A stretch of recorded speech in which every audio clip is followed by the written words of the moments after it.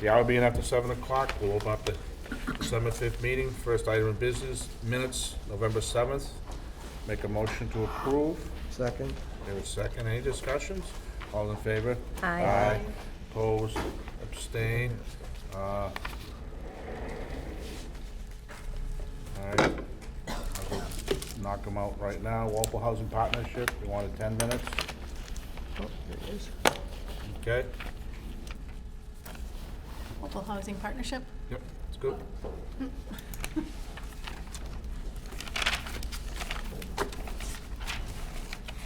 Hi, Ashley Clark with Community Development. Thanks so much for squeezing some time for us to talk to you. I'm gonna set a timer for 10 minutes because I want to respect your agenda, and Andrew is gonna give you a quick overview of where we're at on the inclusionary housing bylaw, and then we really want to kind of hear any concerns, questions, comments that you might have. So Andrew, do you want to jump into it? Sure. Hi, everyone. Pardon me, I have a cold. Ashley is passing out 2 documents to you. One is a 1-page kind of summary sheet that Courtney Starling, a housing consultant the town has hired, put together for us about the 2 articles that the Walpole Housing Partnership is going to be putting back on the Springtown warrant. You're familiar with it. We've come before you, but they're the inclusionary zoning bylaw and the housing trust. So those 2 warrant articles we're aiming to have on the Springtown warrant. So that first page is kind of an overview of those 2 articles in a kind of a justification for why. And then the second document is, I think, 6 pages. It is a draft, and I want to emphasize a draft of the inclusionary zoning bylaw. Now, that is the only one of the 2 warrant articles that will go before you all, planning board members, because it's zoning related, but we wanted to at least have a conversation about the housing trust because they're interrelated. So how has this changed, this draft you're looking at? How has this changed since early October? We tried to gather a lot of your input and questions. So for instance, Sarah Katib, Katie Beatty, John O'Leary, those 3 come to mind where we had lots of questions you asked in the past, and we tried to kind of improve it. The draft also reflects Courtney, again, the housing consultant's kind of expert advice. It also reflects Mike, is it Mike Yanovich, the building inspector? His thoughts on the, I think it's section C, the applicability section.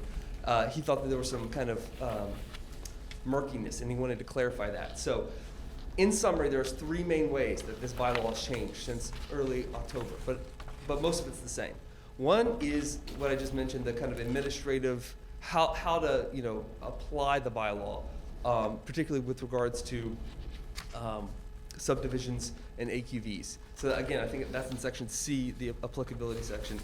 The second important way we changed the bylaw is what we previously called the density bonuses.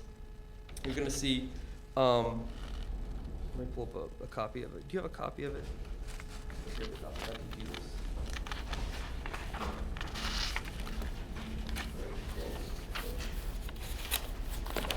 So they're all highlighted, by the way. Section 6, special provisions for affordable housing units, AKA density bonuses. These have been reworked. This is the most substantive change, really the only substantive change. How they've been reworked, you can read it for yourself, but basically we've replaced the idea of giving developers an additional market rate unit to develop with the idea of reducing as a percentage amount the lot size requirement. This is according to Courtney, the housing expert and consultant's recommendations. Again, I want to emphasize these are not final. This is just something we're going to discuss. The Housing Partnership is meeting next Thursday, December 12th. And then the third area that this changes, we had to specify, according to Courtney's recommendations, who the special permit granting authority would be. And according to her advice, Ashley's advice, and others, looking at other inclusionary zoning bylaws, it's explicit now as the Zoning Board of Appeals, the ZBA. So those are the 3, so again, 2 small things, the ZBA and the applicability section. That's really clarifying questions I think a lot of you had. And then the one substantive change about the density bonuses. So that's how, again, this draft bylaw has changed since early October. So that's it. I want to stop talking now. Be wary of the timer. We have 5 minutes. I want to hear basically from you all, how can we work together cooperatively, meet our deadlines to you, honor this process and the laws for you. Should we come back in January? Should we have a workshop? So yeah, I just want to open it up in terms of thoughts and how to work through this process. Yeah. Sorry, I'm jumping in. Thank you for the information. I look forward to looking at it more in depth. So first question that jumps into my head is, before it was 2 articles. Is it just 1 now? No, it's still 2 articles. We only printed out this copy of the inclusionary zoning bylaw because it's the one that you're gonna have the public hearing on. The housing trust is also gonna be on the warrant. That is far less change than what you saw in early October. The reason we didn't print it out to you is just because it's not gonna come before you for the public hearing. So I thought that one needed a lot of change. That hasn't had much change? Well, again, this is a process, and Okay. it's not a final version at all. We're meeting next week. One of the big recommendations that Courtney has is adding more specific requirements to who serves on the board. I agree with And who that. their professional background, I what their agree with that, professional yeah. background should be. So again, I don't want to speak to that too much just because we're going to meet next Thursday. Yep. But that was one of your questions, and I thought That was a was, great no. suggestion. And I think too, the number of people involved, I think, not a huge group, but larger than was suggested originally, just so that you have,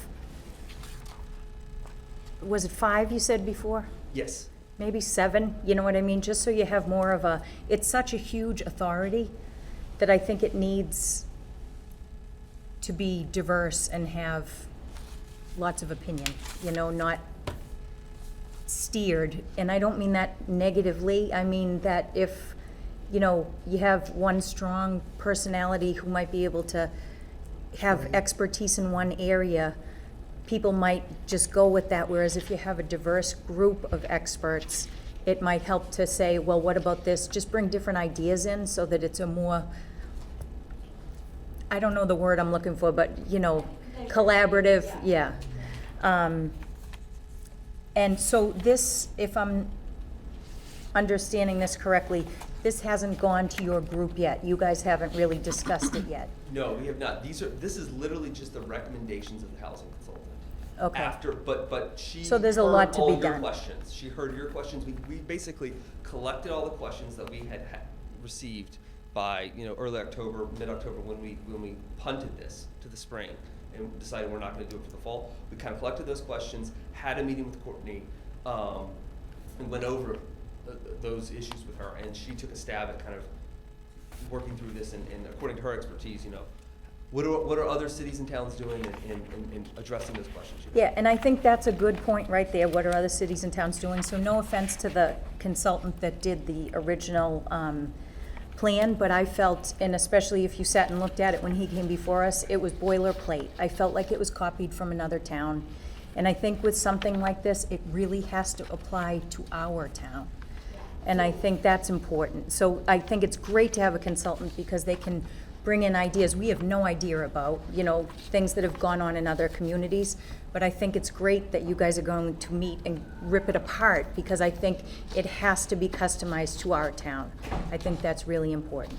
One thing that our consultant is working on is a GIS analysis of what this actually looks like in Walpole on specific lots, so that we can have a visual understanding of what some of these things actually mean. I think that'll be really helpful for folks. Okay. I think that's all I have now because I haven't had a chance to go over it, so. Yep, go ahead. I want to also, first of all, let me just say, I'm also on the housing partnership, so I have a dual duty there. But I do want to, I think it's really good that, the housing partnership, that Andrew and Ashley and team had a chance to go back and get more input and refine it. I think that's really, I think it brings a lot to as this goes forward.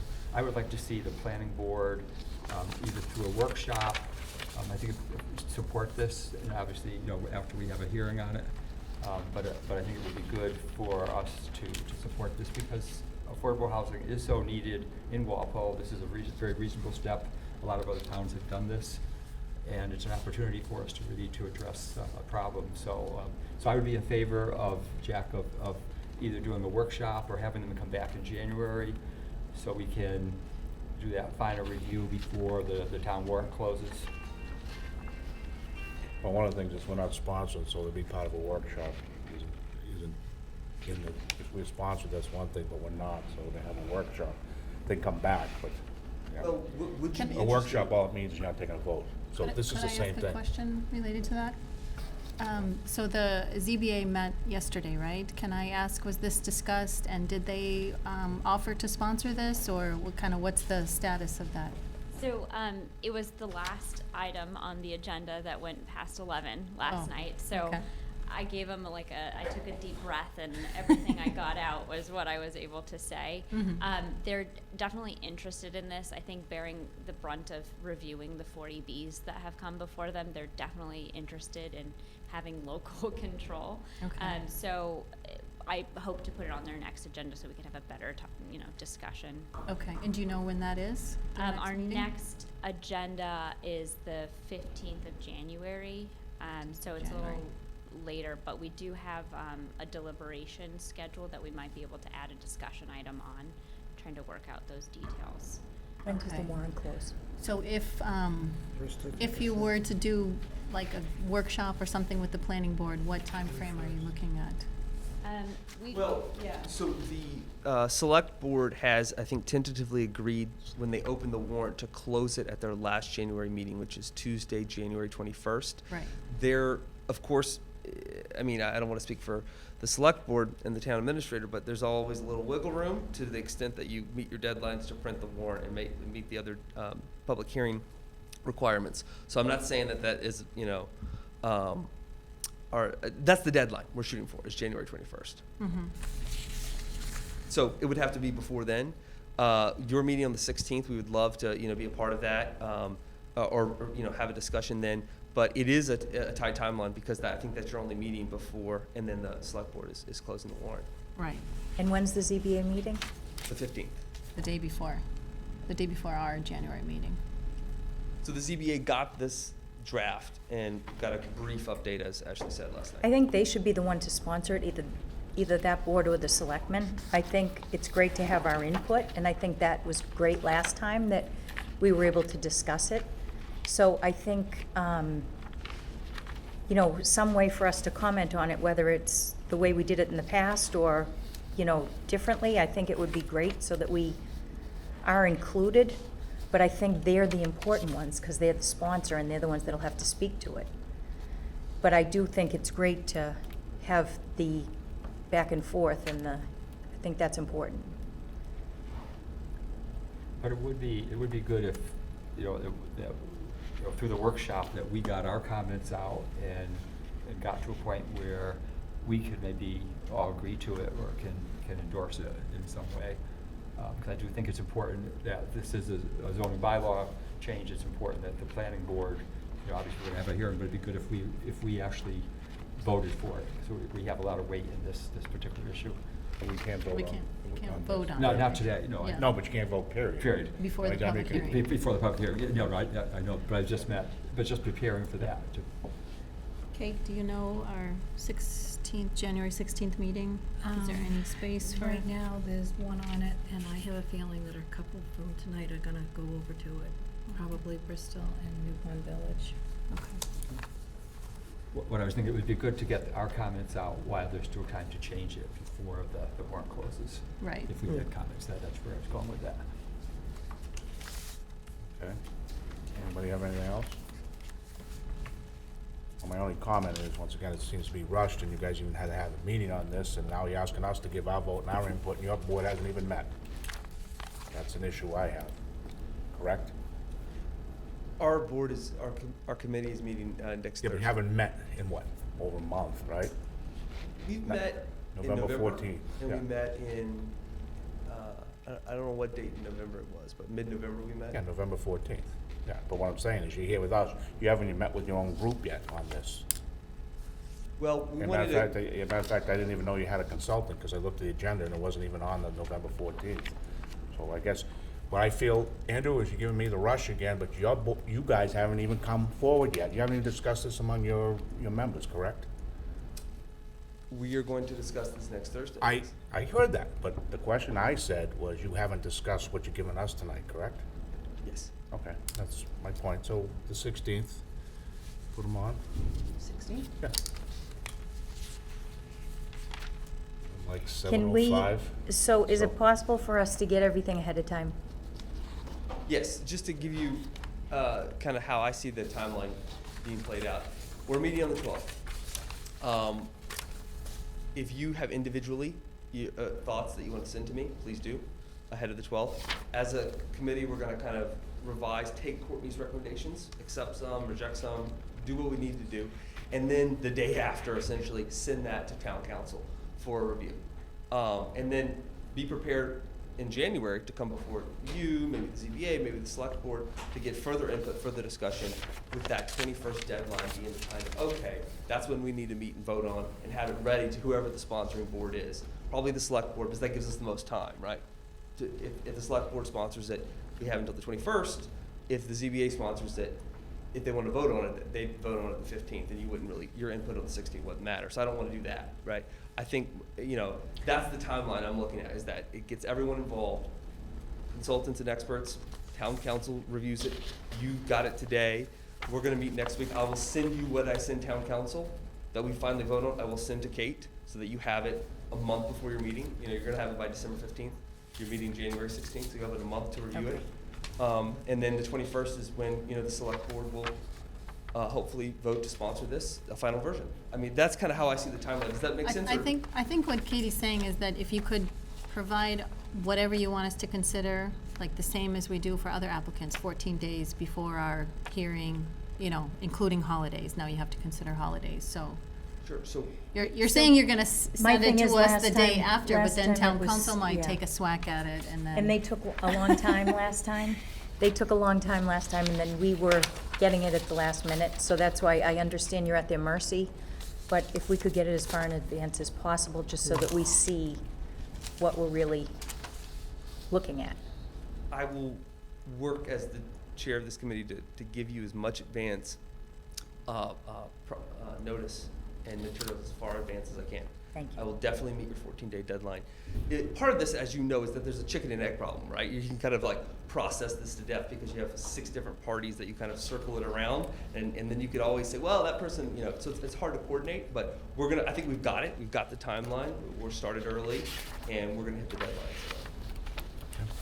So. All right. See you in about a month, a little more. Thank you so much. Okay. Thank you. Bye. Yeah. All right. 7:15, New Pond.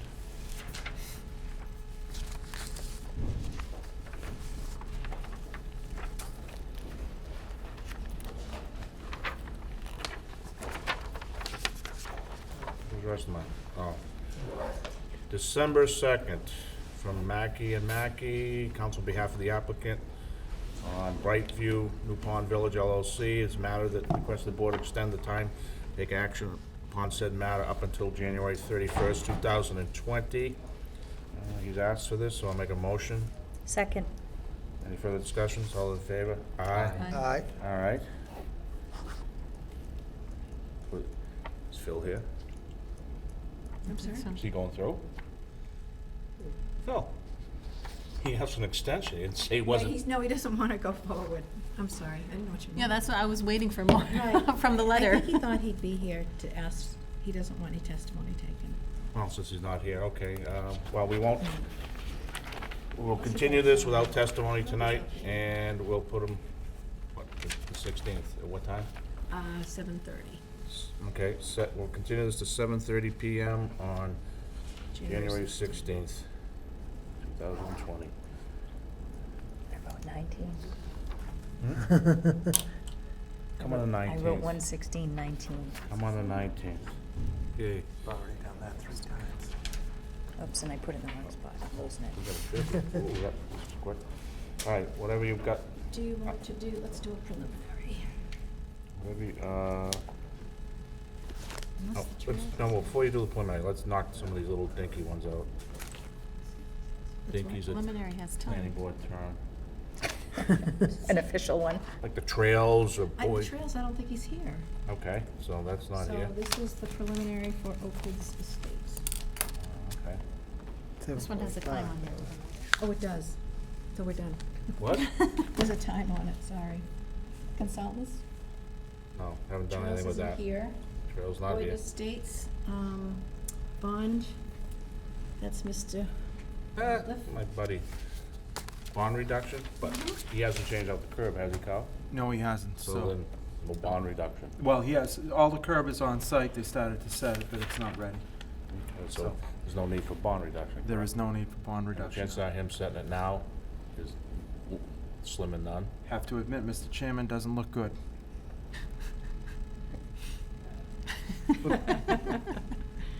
I think who the actor that does that, Kyle, but I don't think of it. Okay, so no bond reduction because he hasn't done what he should, so. What, we caught up in a hurry? The only other thing is the consultants. Yeah, and we got nothing on that yet. So, We need So to all vote of on those the and bond done? reduction? yeah. If the was guy quick. doesn't show, that's easy. We don't have to vote, No. like. When he doesn't finish, and, we could do the preliminary, they are not, unless if they're here, you can do it. Because it's not a, public hearing, it's an appointment. Mr. Chairman, what is the request for comments on the bottom, Summer Street? Is that anything? I don't know, You don't know? Concom, I don't know, Kyle, you know what that's about? Yes, I do. They've, the group doing this 40B in South Walpole Yeah. has filed an ANRAD. So they're looking to define the wetlands location on the Baker Hughes property, which they acquired. They've already defined it on the other piece of land. Okay. I didn't copy the board. We did provide the Conservation Commission with a few brief comments strictly related to the form of the plan. Subdivision, an older subdivision is shown on the property and wasn't shown on the plan, et cetera, those things.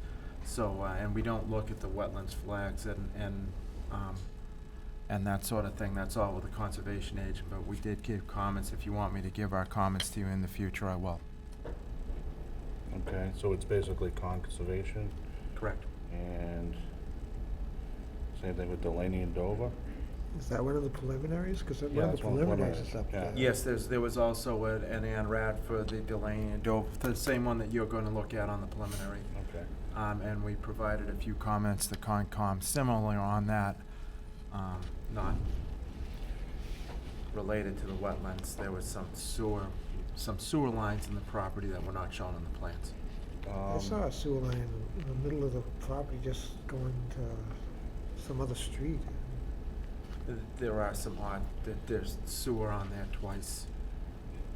Okay, Kyle, what's the term ANRAD? Never seen it. Area, It had something to do with Abbreviated A&Rs. notice of resource area determination. there we go. Says Google, I just checked. Where'd that come from? Never seen it. I don't know. Oh, yeah. No, you've never had it on here. It's usually Sarah, come- what was it? Abbreviated notice of resource area determination, ANRAD.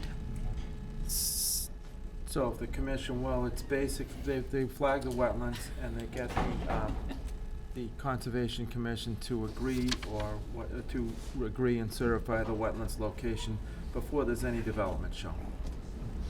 Would you like to speak with Mr. Mackey? I don't know. Mr. Mackey, are you here for anything else other than? Other than to continue, no, I'm not. Oh, you missed the boat. Ship sailed. What's this? What are the three things they say in the military, Phil? Number one is be on time. The second one is be brief. Third is be gone.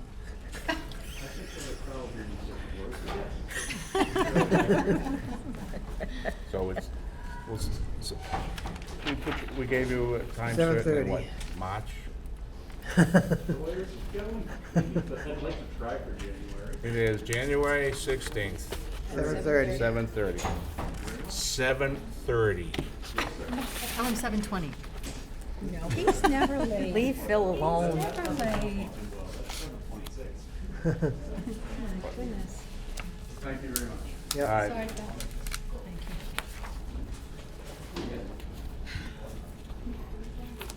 you. Okay. Alright, so.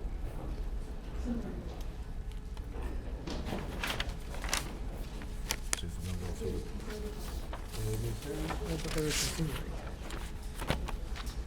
That was what it sounded like, but Huh?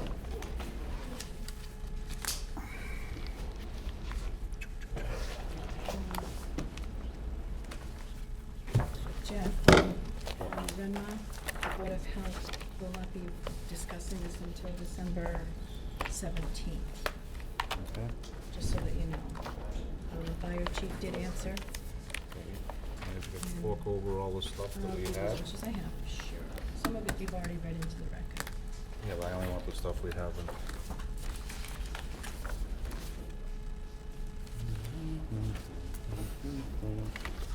Thank you. Who wanted to see the traffic report? I just wanted to make sure that We the new have it, it's people. 192 pages and we need we're not doing consultants. I just, I just put it up March 30. You wanna take that No. roll? Yeah.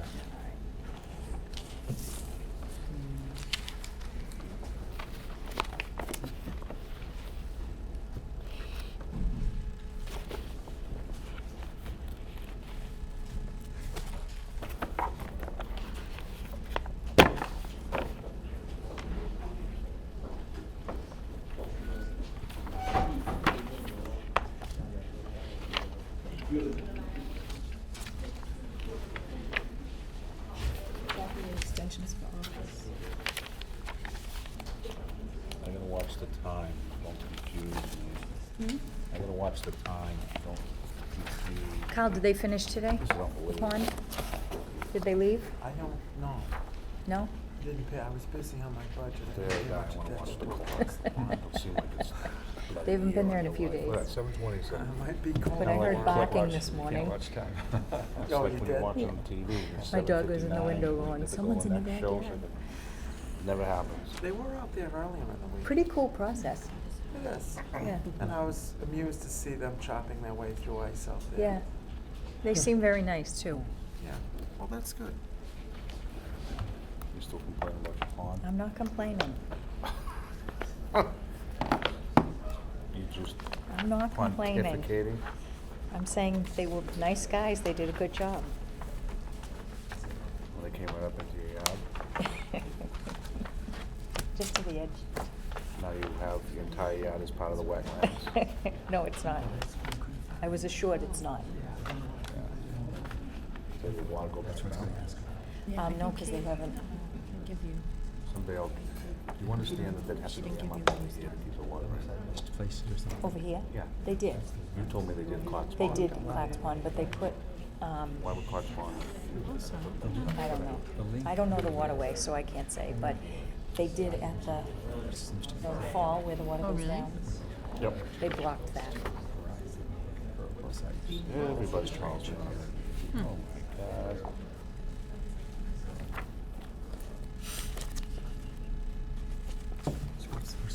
So it's, or just want to see the. Rules and regulations.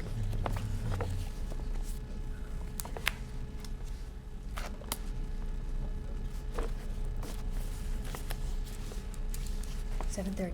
No, it's not. What does it say up I there? was looking at that clock. What? Clerk in charge of time? Yep, I'm watching. It's my job. The clerk's duties, right?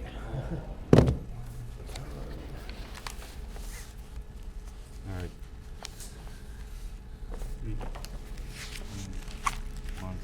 All right, the hour being after 7:30, we have a continued site plan, given the fact it's not 7:31 or 7:32 for the other ones.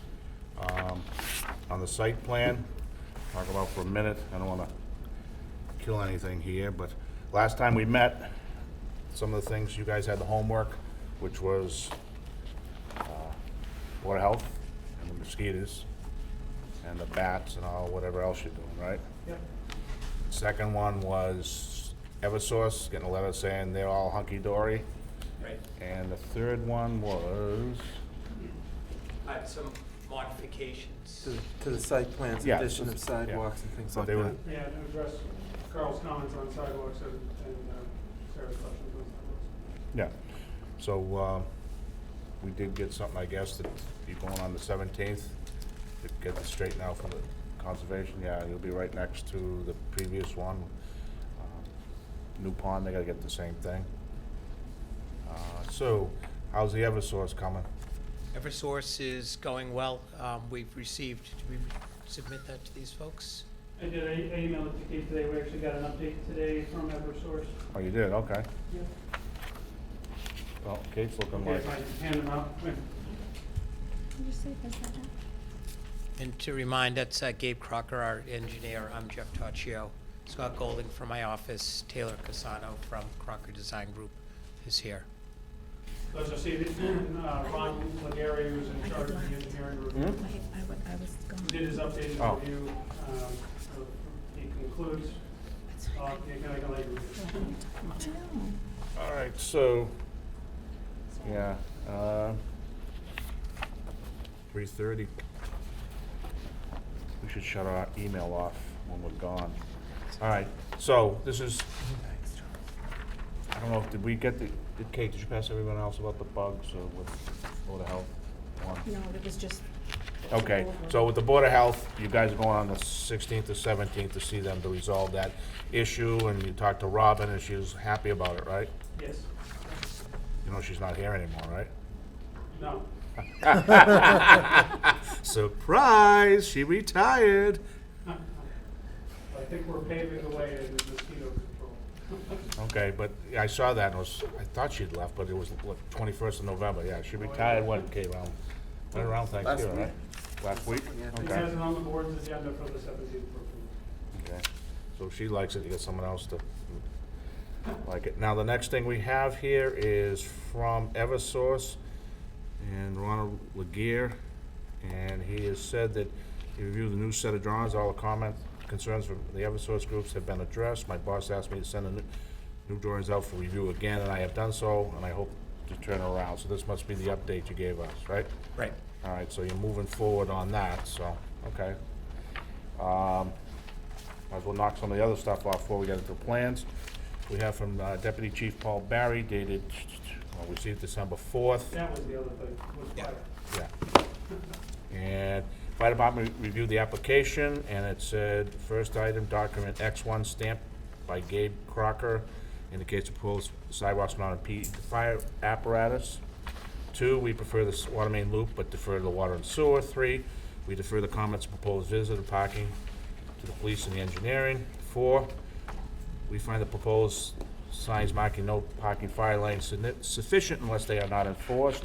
That becomes a problem when we require the roadway surface markings per 527 CMR 1, section 182351, where what it says is we're required by the AHJ, approved signs, approved roadway markings, and other notices shall be provided and maintained to identify fire department access roads.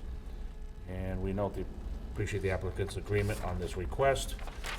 Number 5, while not required by 780 CMR or 527, we suggest the applicant consider providing residential fire sprinkler systems. This is a suggestion, not a requirement. We appreciate the applicant considering this request, and just for everybody's information, we don't control that. That's building codes. We only deal with the site, and you can get into that later with them. While not required under 780 or 527, we suggest the applicant consider key lock boxes for each unit. This is, once again, a suggestion. I don't believe this is even in the building codes, but it's something you guys, doesn't matter to Actually, us. I think his next statement indicates that we acknowledge and committed to that. Yeah, number 7 says, we request a key lock installed at any gate vehicle access. We note the applicants, appreciate the applicant's commitment to install key lock boxes. We've spoken with the applicant and verbal commitment to install a key lock box on the newly requested gate access. Well, I think we're dealing with 2 different things. Key to everybody's unit and 1 to the gate. Yep. Number 8, 527 CMR 1, NFPA 241. Standard for safeguarding construction, alteration, and demolition shall be followed by the shall be followed, and the owner shall designate fire prevention program manager who will coordinate with the activities of Walpole Fire Department. So that's what we had from them. Let me just see if we had anything else updated. Yeah, Board of Health. Okay. We didn't read this, we just got this after the last meeting, Kate, right? All right. I assume you guys have seen this. I know it's dated November 25th. It's from the Board of Health. It said the Board of Health, it's November 19th meeting voted unanimously that they are encouraged by the response from the applicant to see their concerns are being taken into consideration, and the applicant is using an imaginative approach. The board currently lacks a definitive stance to support the decision pending a positive response from Norfolk Mosquito Control. The board is also pleased with the additional sidewalks providing a healthy lifestyle. Following the Board of Health meeting on November 19th, Health Director Robin Chappelle recently received confirmation from Norfolk Mosquito Control that bats alone would not effectively control the mosquito population. In the meantime, the applicants also spoke with the Norfolk Mosquito Control directly to discuss mitigation tactics. Revisions of the proposed mitigation document dated October 24th have been made by the applicant, and a revised document dated November 21st has been submitted to the Board of Health from the applicant, for which the planning also received a copy. So, and the next hearing, as it says here, December 17th.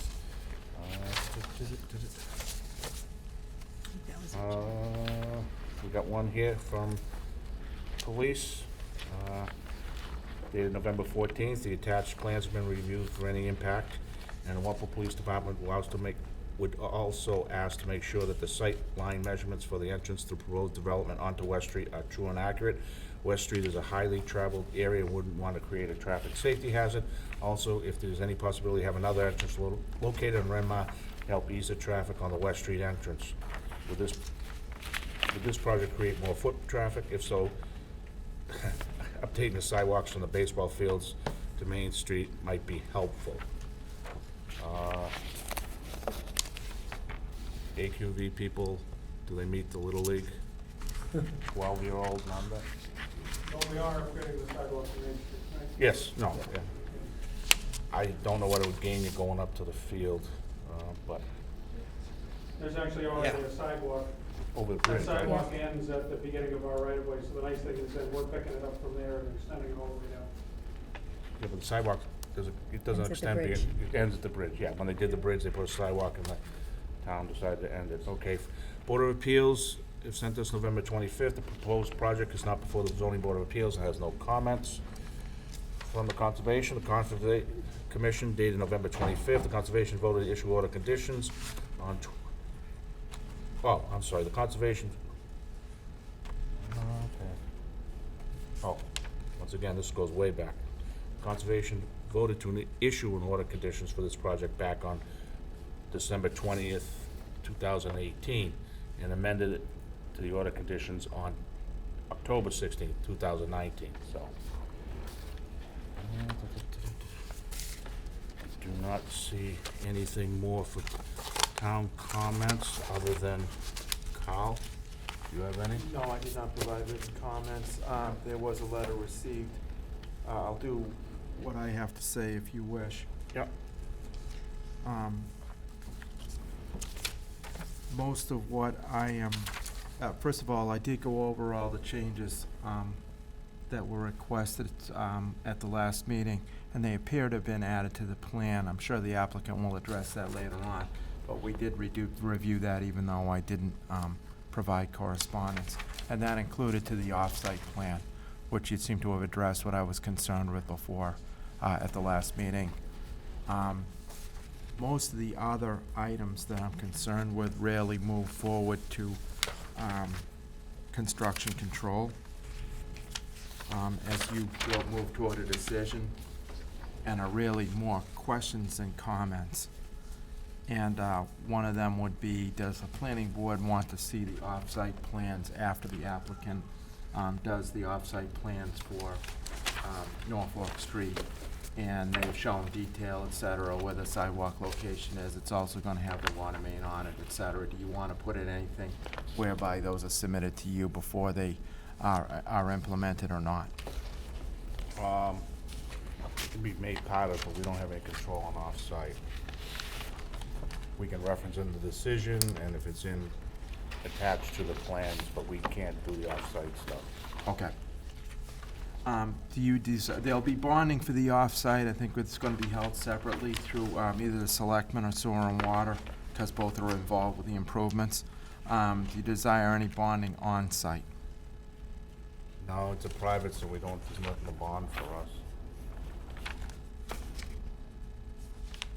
Do you have a lot release system, even though there aren't technically lots? Do you want to try and control the buildings going out through a process similar to that? No, because you only sign off, there's nothing to sign off on site plans, right, Kate? Yeah, so there's nothing for us to sign off on. The only thing we might want to put in there that it does come across to make sure that we're in the right phase. That's the only thing I would say. And this, when you sign off, Kate, or just it comes up to us, just to make sure it's not in 3 and it should be in 1 or something like that. That's the only thing, just to keep it. Do you want to address anything extra other than what's shown on the phasing for completion items for site amenities, AKA the golf course or the clubhouse or any of the other things that are on there? Those are a couple of big things that I can think of that are amenities to the site. And said, do you want to retain any active involvement during the construction process to make sure that those things are completed? That's a good point.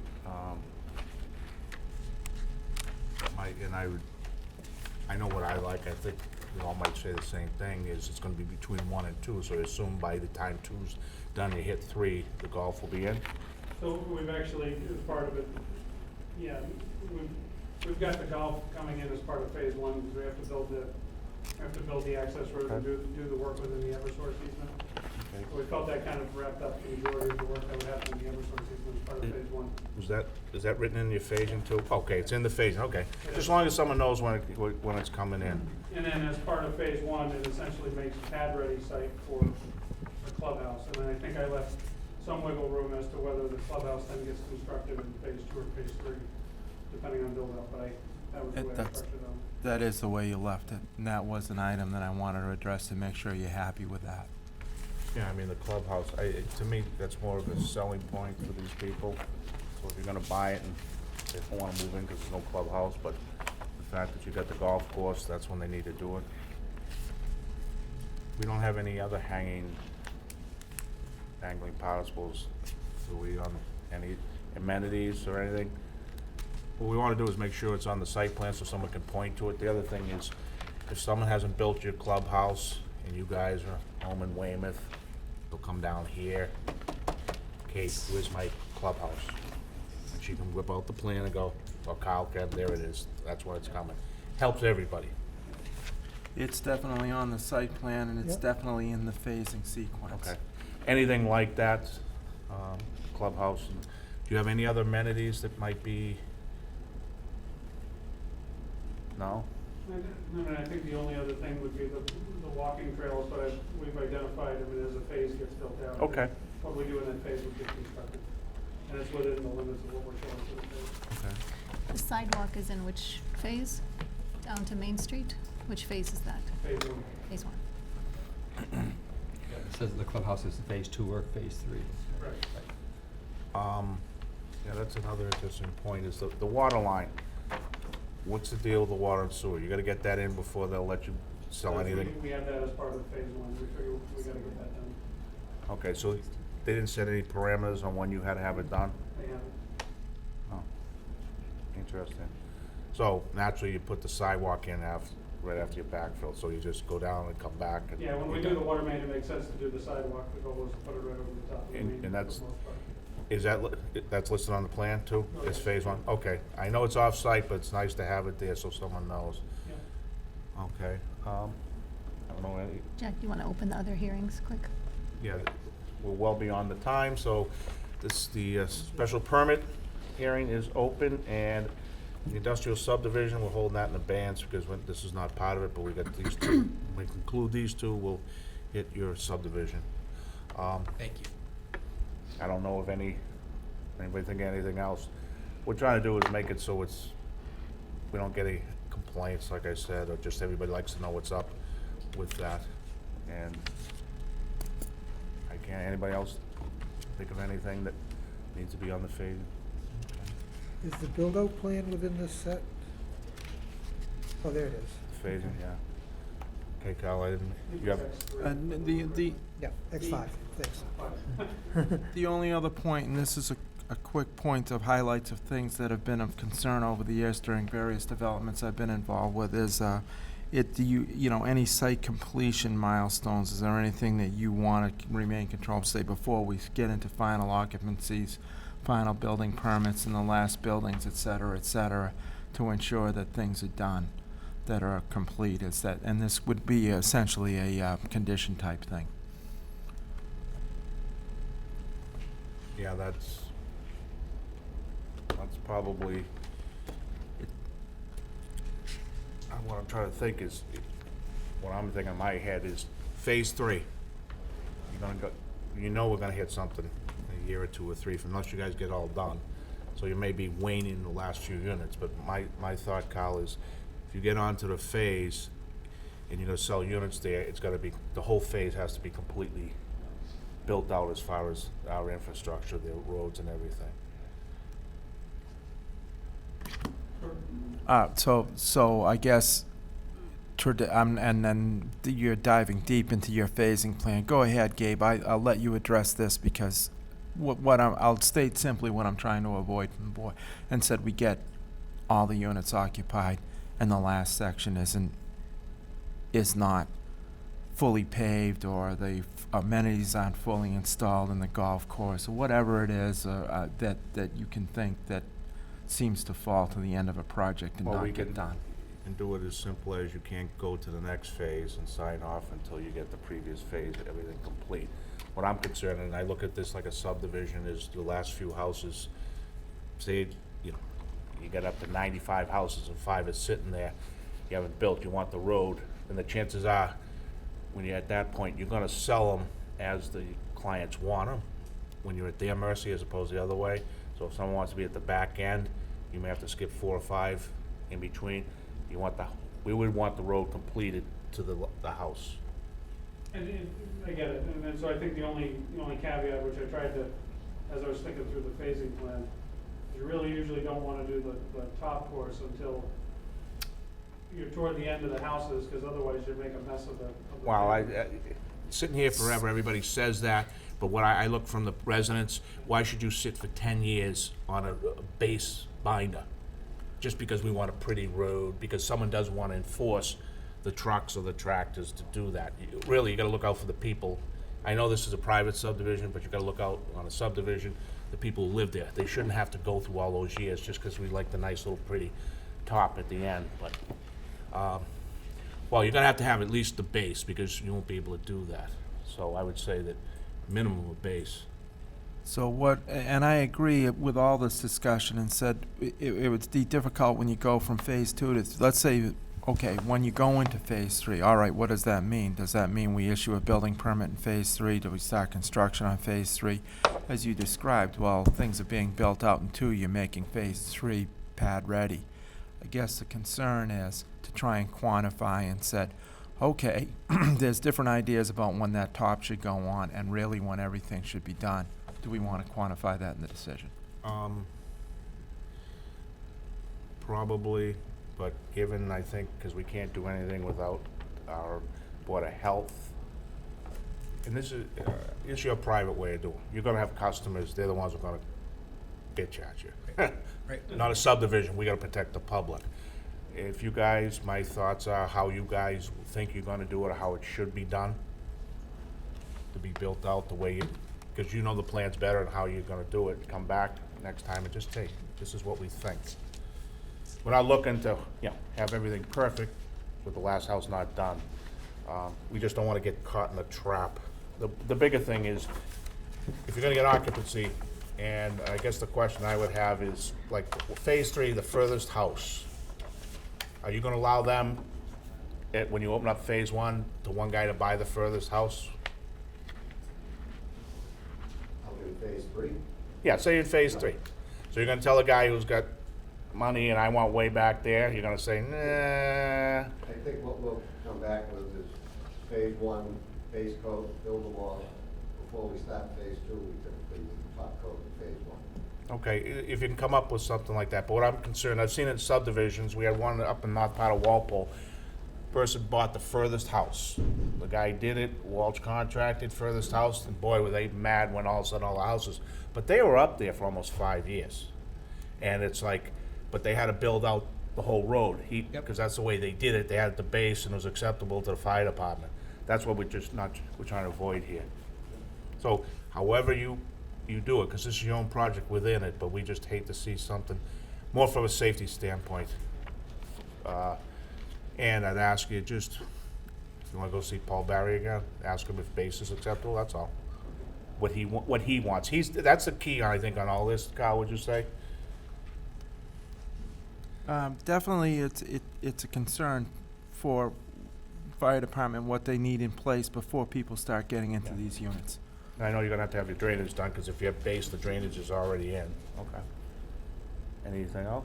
Those are the 5 items that I had, and as I mentioned, I'll let the applicant discuss the changes made to the plans. But I'm looking ahead and said, I like the idea, and said, okay, if you frame this up, maybe you can put something, quantify it in the decision, put it in as a special condition for the decision Okay. when we get there. All right. You all set? I don't have any other board comments. We'll start with here and then open up to, unless you guys have something before?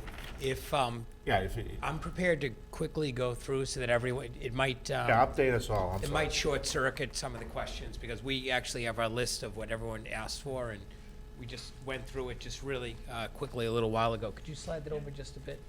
So if you go through the November 21st letter that we sent to you folks, which is basically the cover letter for the submission, if you look at the bottom of that page, beginning with the first bullet point, the request, Sarah's request, sidewalk was added around the perimeter of Sandtrap Circle cul-de-sac.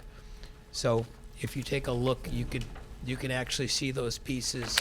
I put them little highlights so that I can see them from here.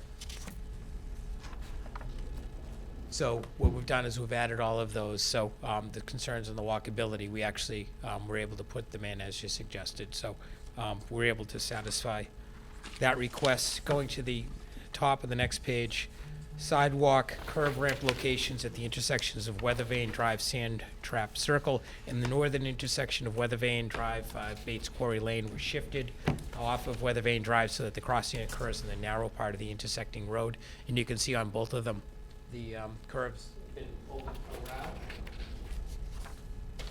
to be able to get all of those back in around to start on those roads. So we satisfied that one.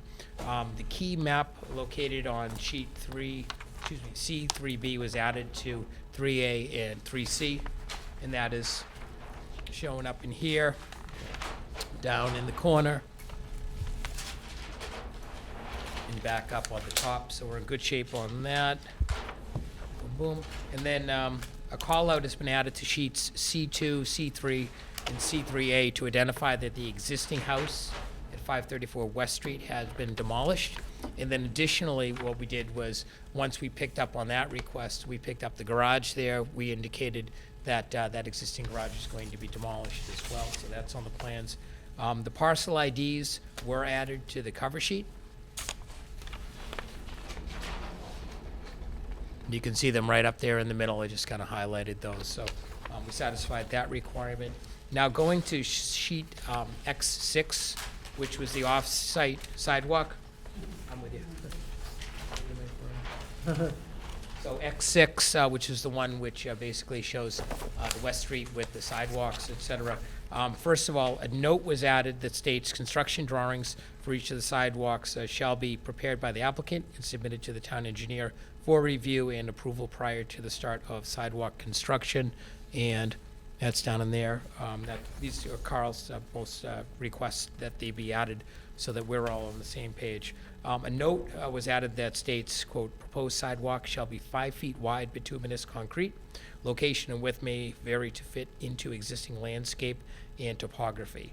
Applicant's engineer to coordinate with the town engineer." And that was basically to get the 5-foot sidewalk. That's the intent. If we need to trim, something for a tree or whatnot, he's actually has to go through and confer with us, and, we'll reach different conclusions.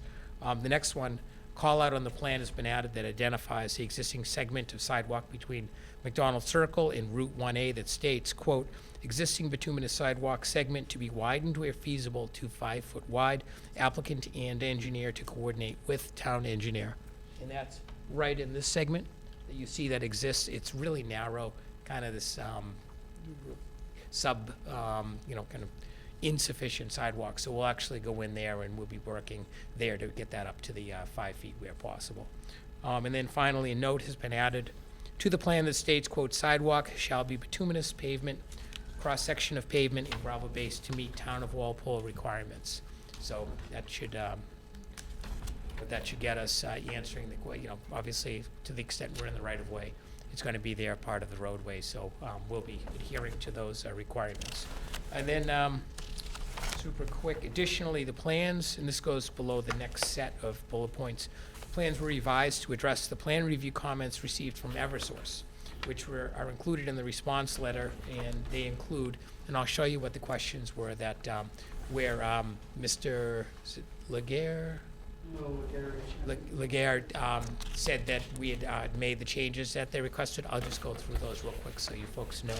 Basically, a vehicle gate was added on the east side of Weather Vane Drive, so it's across from the other gate that they had asked for earlier. So they asked that the gate be put in across the side so that that could actually be approached from up top to get into the easement area. And then also the alignment of the sewer pipe was revised to cross the easement area kind of in a perpendicular manner. And if we go to C5, what happened was we actually had 2 sewer lines coming down on either side. And we were able to just kind of make that one crossing and merge up into the sewer line that's in place so that we've just got that one connection. So that satisfied that request. And then finally, the pitch and putt was shifted northward within the Eversource easement area. So it's been shifted up onto that side of that wide easement as well. And I think that's everything that we had on our list from last time. Again, we've still got those outstanding items with respect to Board of Health. Also, hoping to get that final, official Eversource approval.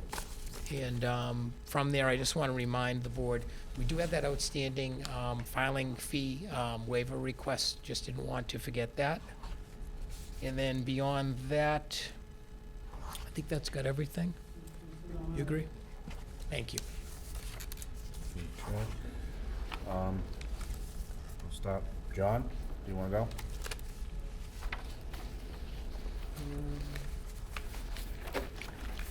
Maybe the ball on this one. Glasses here and glasses here. Was there any particular reason on moving the pitch and putt from one side to the other, There or was a specific request on Eversource. They wanted. as they far wanted away to from leave- They were there? fine with it. They just wanted a little bit more room for potential expansion of the line.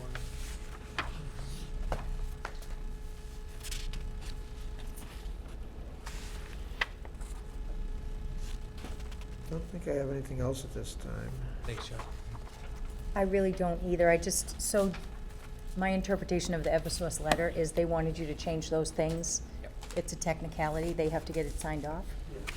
Is Yeah, that all it comes down to? The first paragraph says, you've done everything we asked, and my thinking is they want that final, someone's boss to say it's good. Someone to but- sign other than, yep. But everything that they've asked us to do, we've done, and they've actually been real responsive lately, which is good.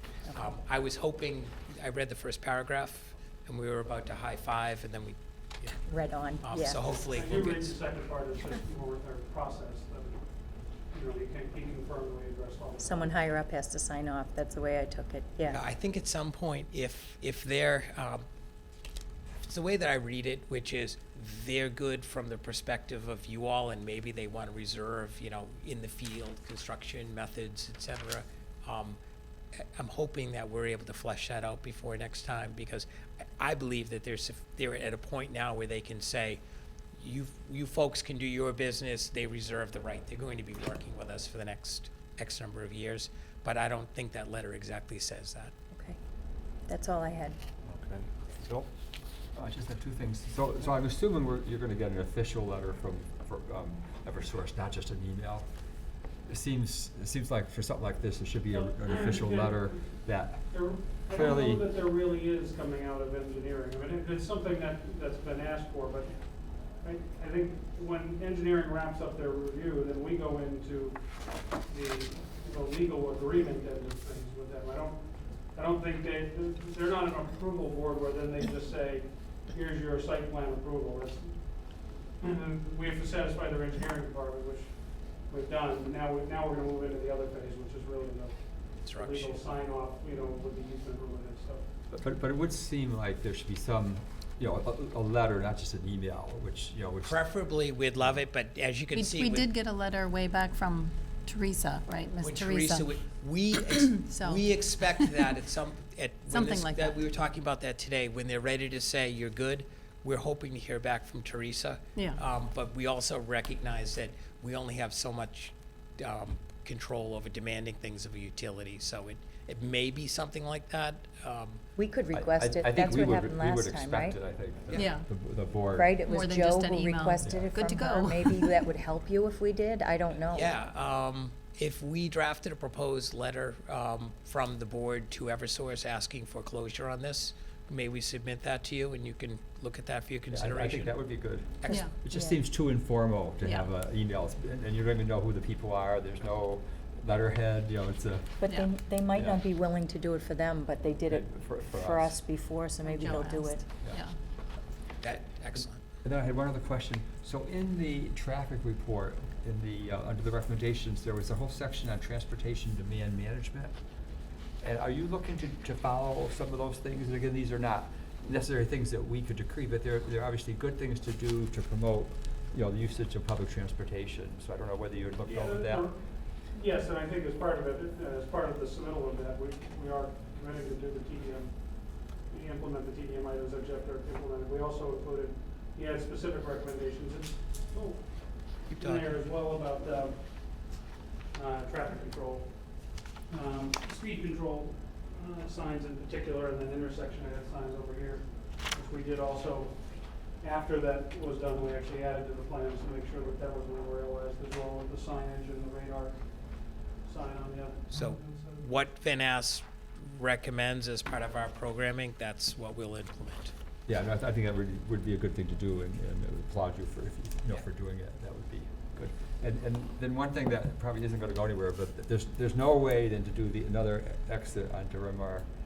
Yeah, it's going nowhere, no. No way, yeah, I know that, no. Yeah, that- no, we came up we again actually with we looked at that originally. We've been asked to relook at it. The grades that all go down there are, they just don't allow for Yeah, the only that. place I could see possibly doing it would be on the side of the electrical right of way.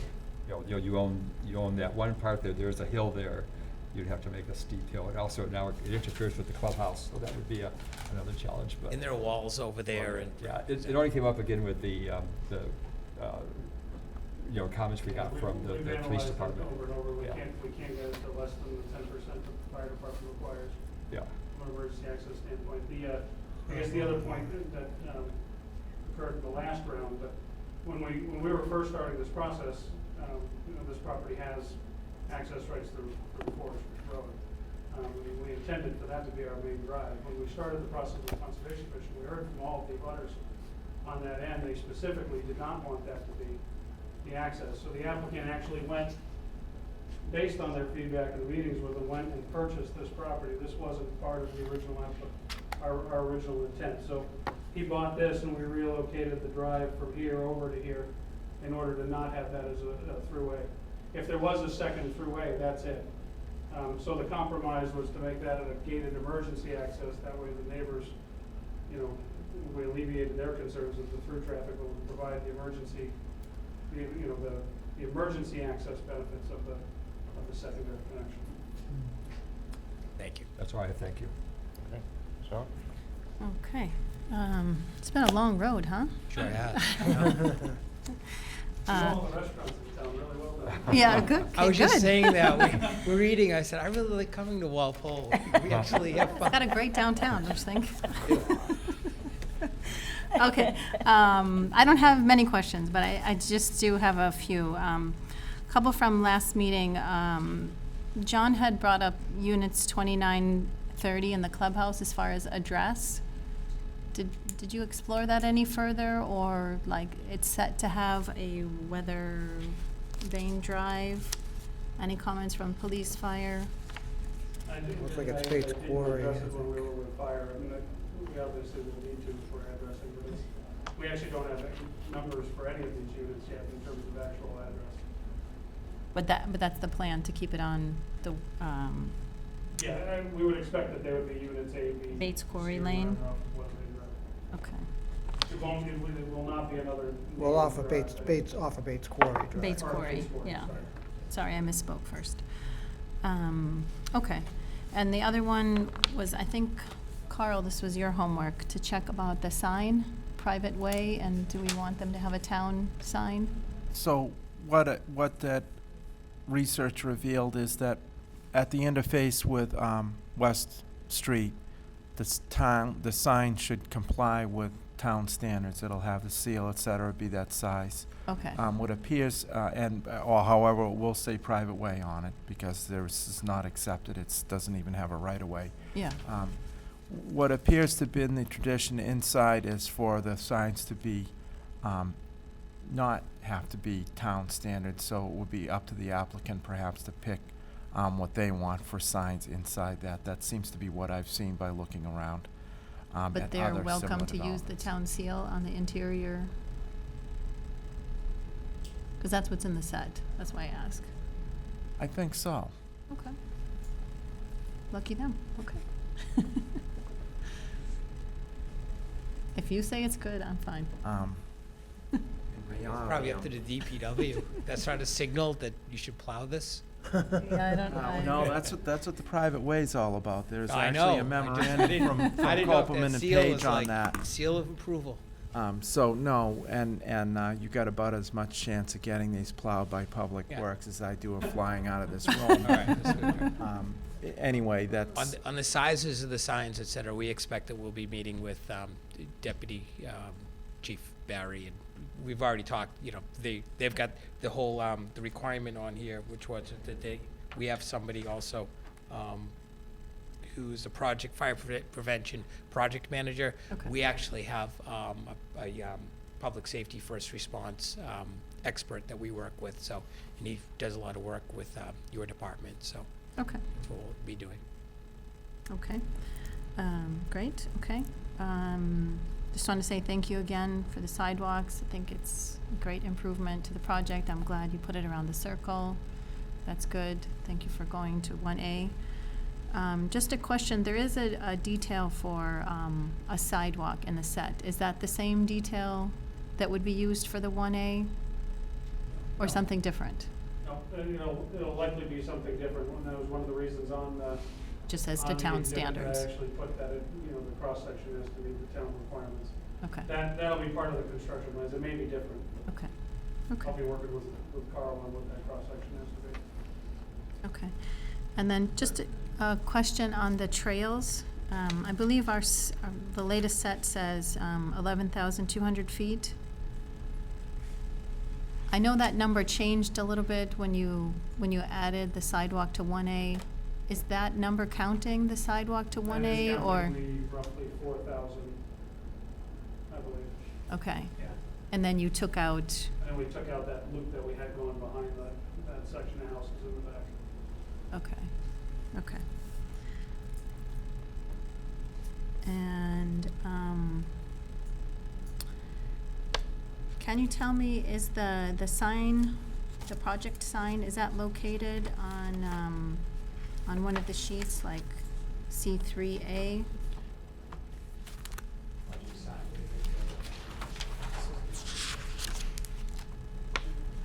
Yeah, it's right here.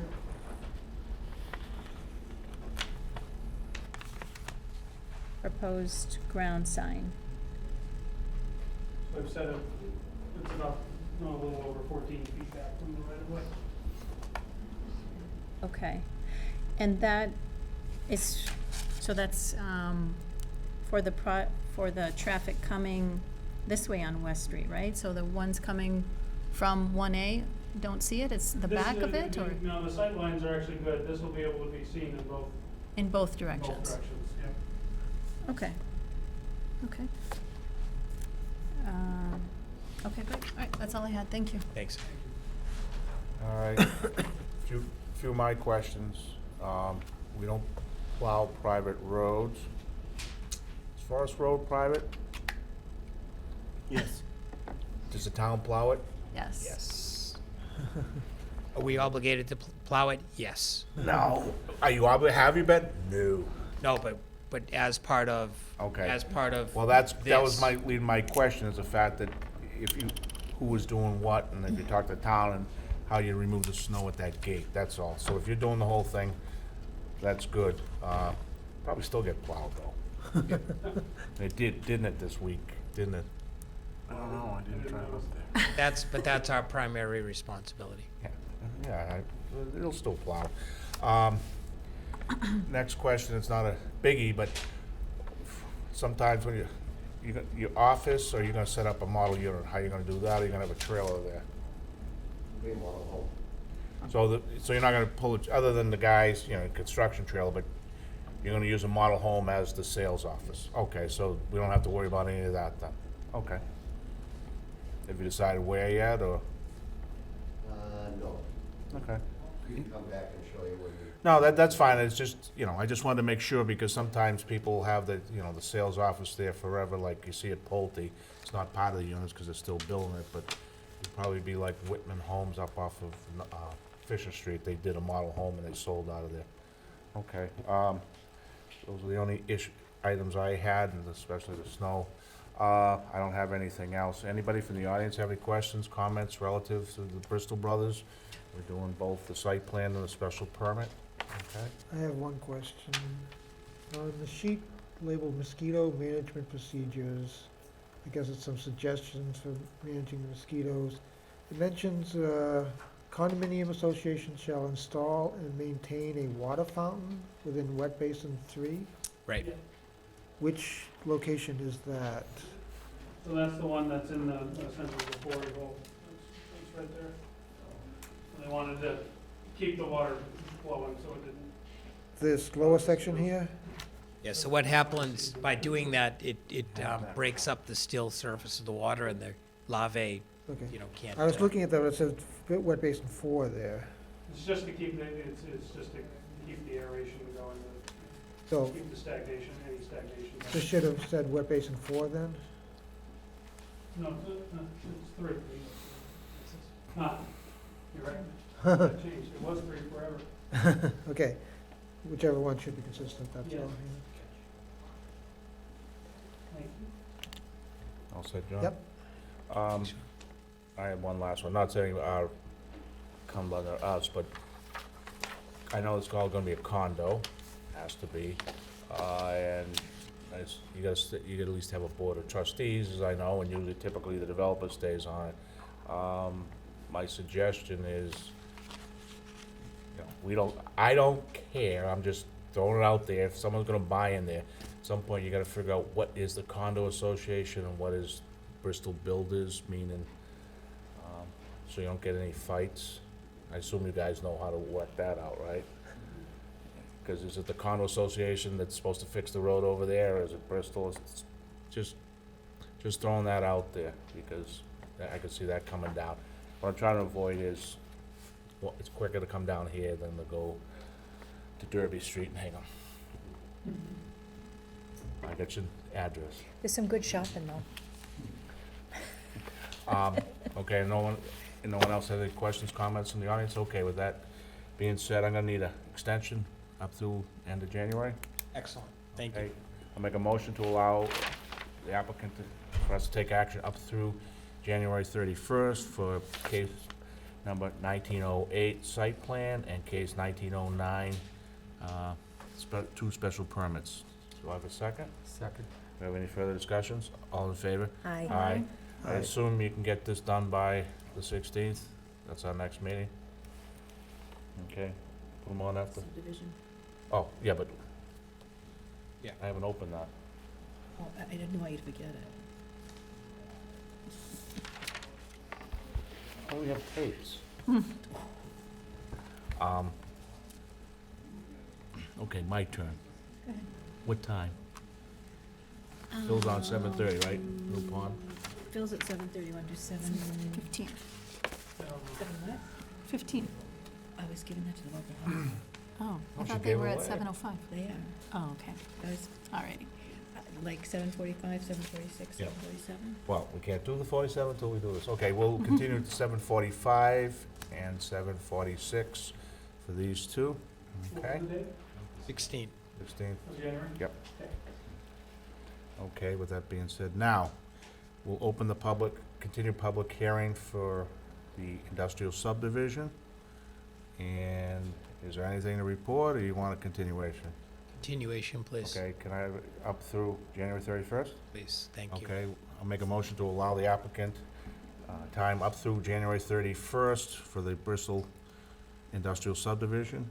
Do I have a Second. We have a second? All in favor? Aye. Okay, and we can put that, 10. and that will occur at, what, 1 minute after the last one, 7:47? Yeah. Okay, so the continued subdivision will happen on January 16th at 7:47, okay? Excellent, thank you. See you then. See you then. Thanks, everyone. Have a great holiday. You We'll too. see you next Thank you. year.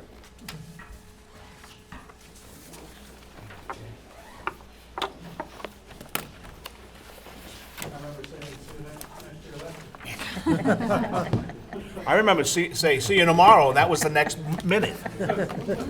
I'll see you Friday. Yeah. You forgot about that? Only briefly, now I remember. Thank you.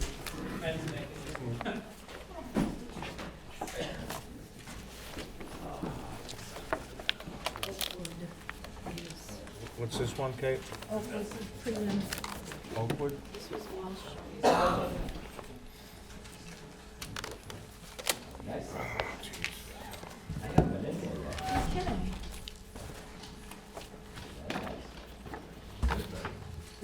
Okay. It is? The plaque level? It was for the other parts.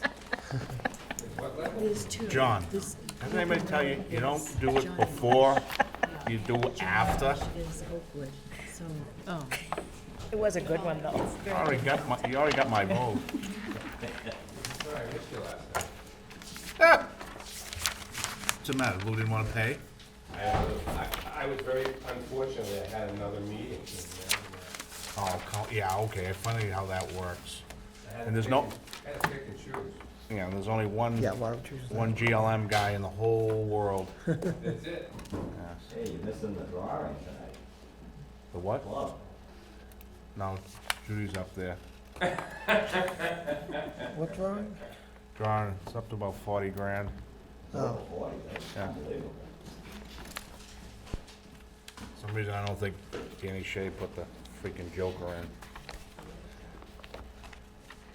Okay, being after 7:45, we have a preliminary subdivision plan, and it's a discussion plan, it's not a advertised, and so that you'll present what you have, and you're only looking for a recommendation, as you know, and our vote, no matter which way it goes, is non-binding. So, with that being said, Mr. Truax. For the record, Rob Truax of GLM Engineering Consultants.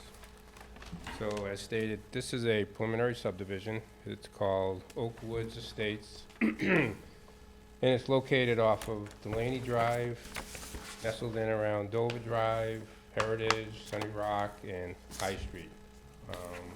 This is owned by High Oaks LLC, they're the owner and applicant. That's what surprised me, I'm saying, wrong Walsh. You bought it? I don't mean, No. you going to? He's the next one. Oh, then what's he? That's one in row two. I thought this was some, Different. Yeah, you got him confused, see? can I vote twice against him? So this parcel No, of it- land is approximately 28 acres in total. As you can see on the board, it's all the area shaded in green. There's some wetland areas that have been flagged. We're currently in front of the conservation for an ANRAD. They're looking at the wetland line as you see it. It's not a notice of intent, it's just for the wetland line. There's about 18 and a half acres of uplands. Take out all the wetlands. So what we're proposing is a total of 15 lots, and how we're doing that is we have 4 proposed roadways. The first one is coming in off of High Street. It's a small cul-de-sac about 300 feet long. It's going to provide frontage and access for the 2 lots up in that area. The second one is going to be an extension of Dover Drive, as you can see there. That is a extension of about 330 feet from the end of Dover Drive, which would be a total of 490, close to 500 feet from Delaney Drive as far as the dead-end street goes. And that one's gonna serve as 4 houses. The third one is the longest of the 4, and that actually has a road name, and it's called Paddock Court, and that's this little stub is already built. Right in front here with the sewer, there's some drainage in there, there's sewer stubs, water stubs, et cetera. And that road's about 720 feet in length total from Delaney Drive into the end of the cul-de-sac. And that's gonna provide frontage and access to 7 lots. The fourth one is an extension off Sunny Rock Drive. From the end of Sunny Rock, that is a roadway of about 200 feet.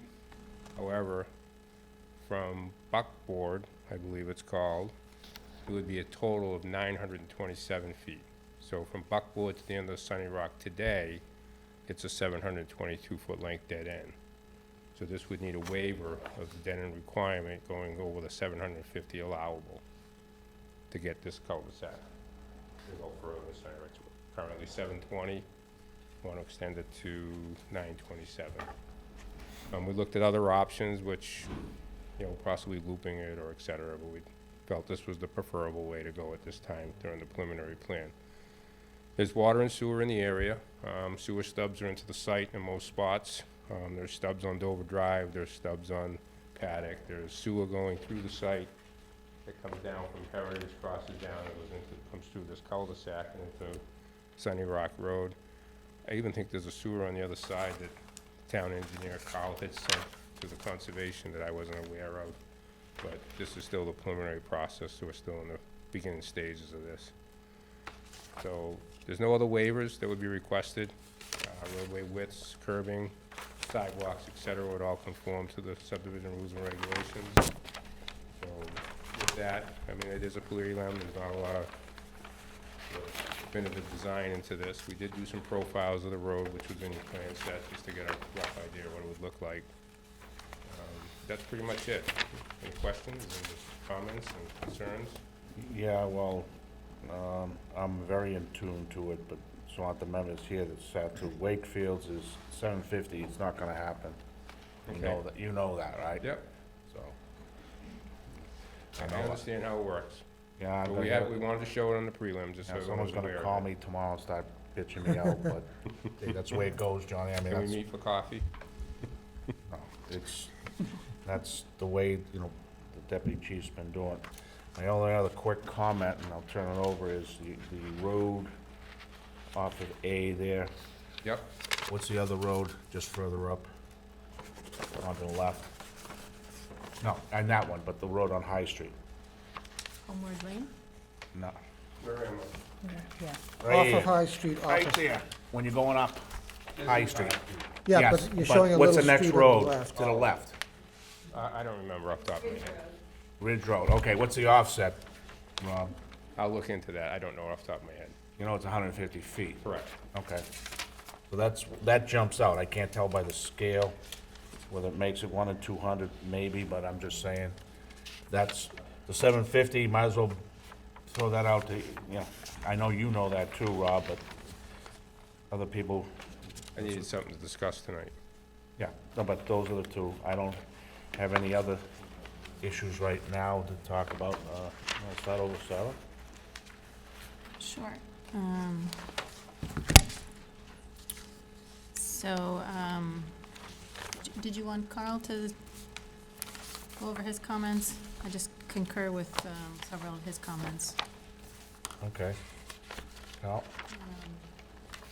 Mr. Chair, the Assistant Town Engineer furnished a letter, a memo to the board, November 21st. Fairly short, 6 points in the memorandum. Let me preface my comments by saying, even though we haven't said the plans are well submitted, they meet the preliminary requirements and all the design factors that are shown on the plan, with the exception of what has just been talked about. In other words, roadway width, geometry, slope, et cetera, meet the curb roundings, all the things that you can see that are required on the preliminary plan meet the town standards. But then he offered 6 points in there.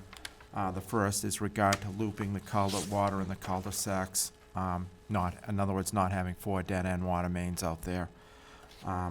He did note that Sunny Rock Drive was being extended further than the 750 feet. He also, in comment 3, questioned the site distance from the roadway off of High Street. Site distances aren't shown for any of them, but that one would be the most questionable. He also noted that the current driveway for house number 35 Delaney cuts across lot 7, so that's an issue that, if it hasn't been dealt with already with easements and whatnot, may have to be dealt with down the road in the approvals. The fifth comment is, yes, please. There's sewer coming down from number 488 High Street to the intersection, or to the end of Dover Drive, I believe. Yes, something like that. So it's connected into that system. It wasn't shown on your plans, and that's Yeah, I didn't correct. know it We was also pointed that out on the end. Sent to Concom as well? No, this is a different letter. Evidently, you did not get this? I didn't see that letter. Okay. And I could tell that you hadn't, because you referenced that road stub, and that middle road is named Paddock Court, and that name is already used. It's an accepted road. It's just down the street. So Paddock Court is already taken. That shows up on a map as Paddock. What is it today? Does it have a name? Do you know? The stub, This. that stub does not have a name as far as I know. Oh, okay. I got that off of some plan I saw it on. Yeah, actually, keep going down Delaney, and Paddock is the next left. Okay, so they must have changed it. It was showing up on a map. Yeah, perhaps. Anyway, those are the 6 brief comments that Chris, and I take a lot of stuff. He was up there when all this was constructed. He knows that whole area by the back of his hand. That's why I wanted to have him look at this plan and provide whatever insight he could to it, which is great. Okay. So the first thing is, there's significant wetlands consideration. Just wanted to give you an opportunity to talk about, any plans specific to that. And then just note that when it comes to the definitive plan, we'll need to see like the upland and the resource area on each lot. Correct. And make sure that each lot has at least 60% upland. And that all structures, are well outside of the boundaries. And that's something that, Concom is gonna have more comments to you than us. But there is significant wetlands. Did you wanna talk anything about the wetlands, how you're planning to? Well, at this point, the wetlands aren't 100% defined. We Okay. have an ANRAD filed. Okay, So once that line's defined, then we'll go back if there's any changes to it and make sure our plan still works, number one. okay. Do you but all expect those it to lots as be you see 'em now- significantly different? I don't know. I'm not a wetland expert. I'll be the first to say that. I've walked out there several times. It looks, it looked pretty dry when I was there.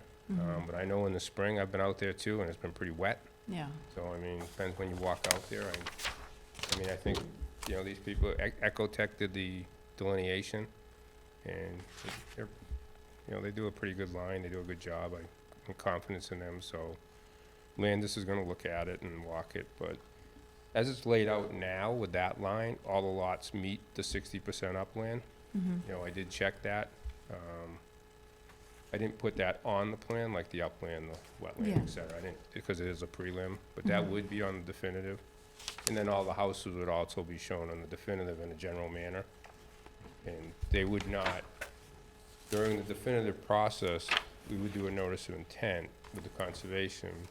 They would be reviewing the roadways and drainage system and for that notice of intent. We would show the houses in a general manner, but they would not, the order of conditions would not cover the houses, most likely. They usually want separate orders for each individual lot after we go back. So Okay, that's the way that would be handled. okay. And, you know, probably, you know, there's a pretty good percentage of them would need notice of intent, you know, probably more than half. Yeah, okay. Okay, and then just a comment to add the width of the roads and the cul-de-sacs.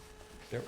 And then a question, it looks like the extension to Sunny Rock Drive, which may or may not continue, is that cul-de-sac the same size, like, or smaller? This one Yeah, the one up, and this one, yeah, it looks bigger.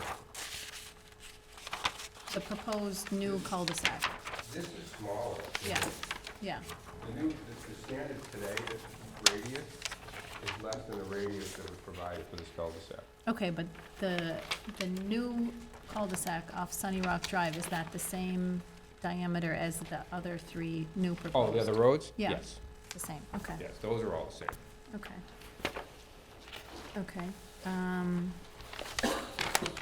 then I didn't see, your proposed system of drainage. It's just in a general manner. We're just showing piping going off off the site. We haven't designed anything yet. Okay, It's very general. okay, I mean, we still have to do, once the wetlands is defined and we get more into it, I still gotta do some soil testing for the drainage system. So once I define where I'm gonna put things, we'll go out and do some test pits and all that. So it's very general right now. okay. Okay, and, just to confirm, so the developer is Welsh?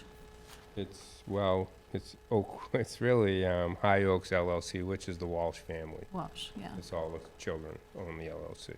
okay. Okay, that's it then, thank you. Phil? I don't really have a whole lot more to ask. One question on the current cul-de-sac on Sunny Rock Drive, and I know you don't have control over that, but is that just gonna stay the way it is when you extend the street, or? I don't know the answer to that right now. I'm sure if this were to be approved, and Jack knows it has about a 50-50, maybe 40-60 chance. And I would request that it be removed. It would come up to, you know, Carl was nodding his head, and I'm certain the town would want it removed, no one would want to maintain it. And have you thought of other options for those two lots if you don't do Sunny Rock? I have. There was the potential I could move this up and still keep the lots, but it's a lot of road to build for those two lots, so there'd have to be a decision made whether they want to really do that. You know, it becomes a cost average. I mean, at some point, you're building a lot of road for two lots, and you just have to ask yourself, is it a wash? You know, the lot's worth what you're building. So it is only two lots down there, so we just have to decide how much we chase that. Okay, I don't think I have anything else to add. Okay. Kate? The first one I think's nitpicky, but on this next one, you labeled all the pages, and then this one, you didn't, so I think that would have been helpful. Oh, what they are? Yeah, and other than that, with all the pain we went through together, I don't know how you can stand before us with that dead end. So, Because he keeps cashing the checks, that's how. You know, so I mean, I'm just offering glutton money. for punishment. yeah. Those are my comments. As long as they That's a clear. good comment. John? I got a couple of things. The access off of High Street, is that part of the ownership of the. They own the strip of they own land, that, correct, out to High Street. I noticed that it's wide enough for the access, but the rounds don't meet current standards. The roundings? Yeah, you have 20-foot rounds at the end where it meets High Street. Yeah. And they're supposed to be 30-foot rounds. Not on on the acute angle side, it doesn't have to be 30. Well, it's on neither side. It's 20-foot rounds on both sides. Oh, you're talking about the layout? Yeah, Yes, those are 20 feet. so you don't have the 106-foot width for the road.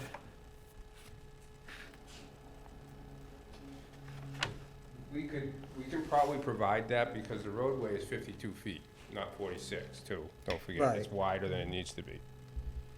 It only needs a 46-foot layout. I also noticed that you provided the 30-foot setbacks on like 2 of the cul-de-sacs, but not the other 2. That might be useful to make sure it's on future plans. The only reason that's on those ones is because they don't have the frontage at the street, they would have it at the setback. So if you, under the Okay. bylaw, you can do a Right, reduction either of frontage on the, 30-foot right. setback, but the other has to be 80%. right. Well, the other ones, yeah, Question. I only show them if they're in question. That's why, I can show them all, though, with this, in the definitive, if it's a question, front, center, back. But Kyle's nodding, we should show them all. I have a question that Sarah raised about the uplands percentages. Is there a requirement as to what portion of the lot has to be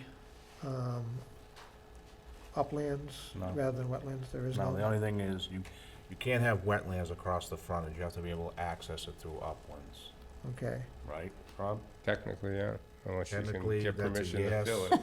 Yes, but it doesn't have to be contiguous. But they Okay. still have to get the circle in for the house. Which seems to Circle have has to been touch the everywhere, frontage. yeah. Circle can go through the wetlands. There's no limit on where the circle.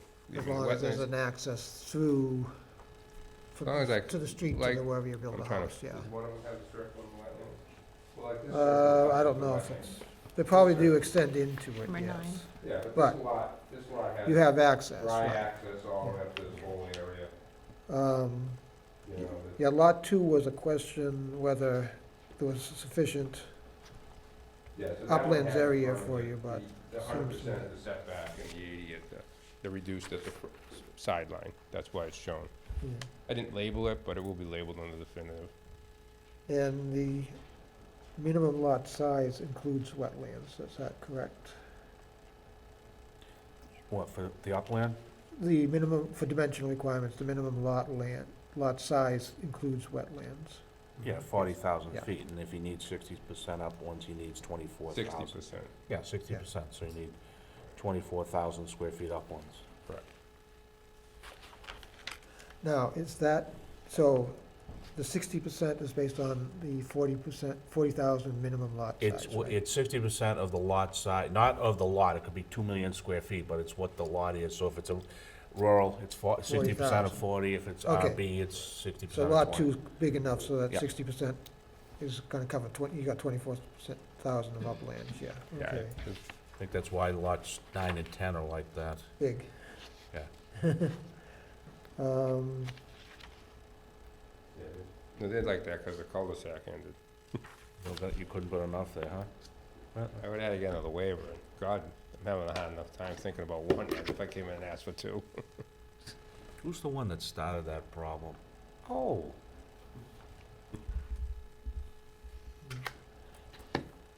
I think those are my main thoughts, the roundings on High Street and whether a couple of the lots actually provided, but it looks like you have sufficient size to do what you need.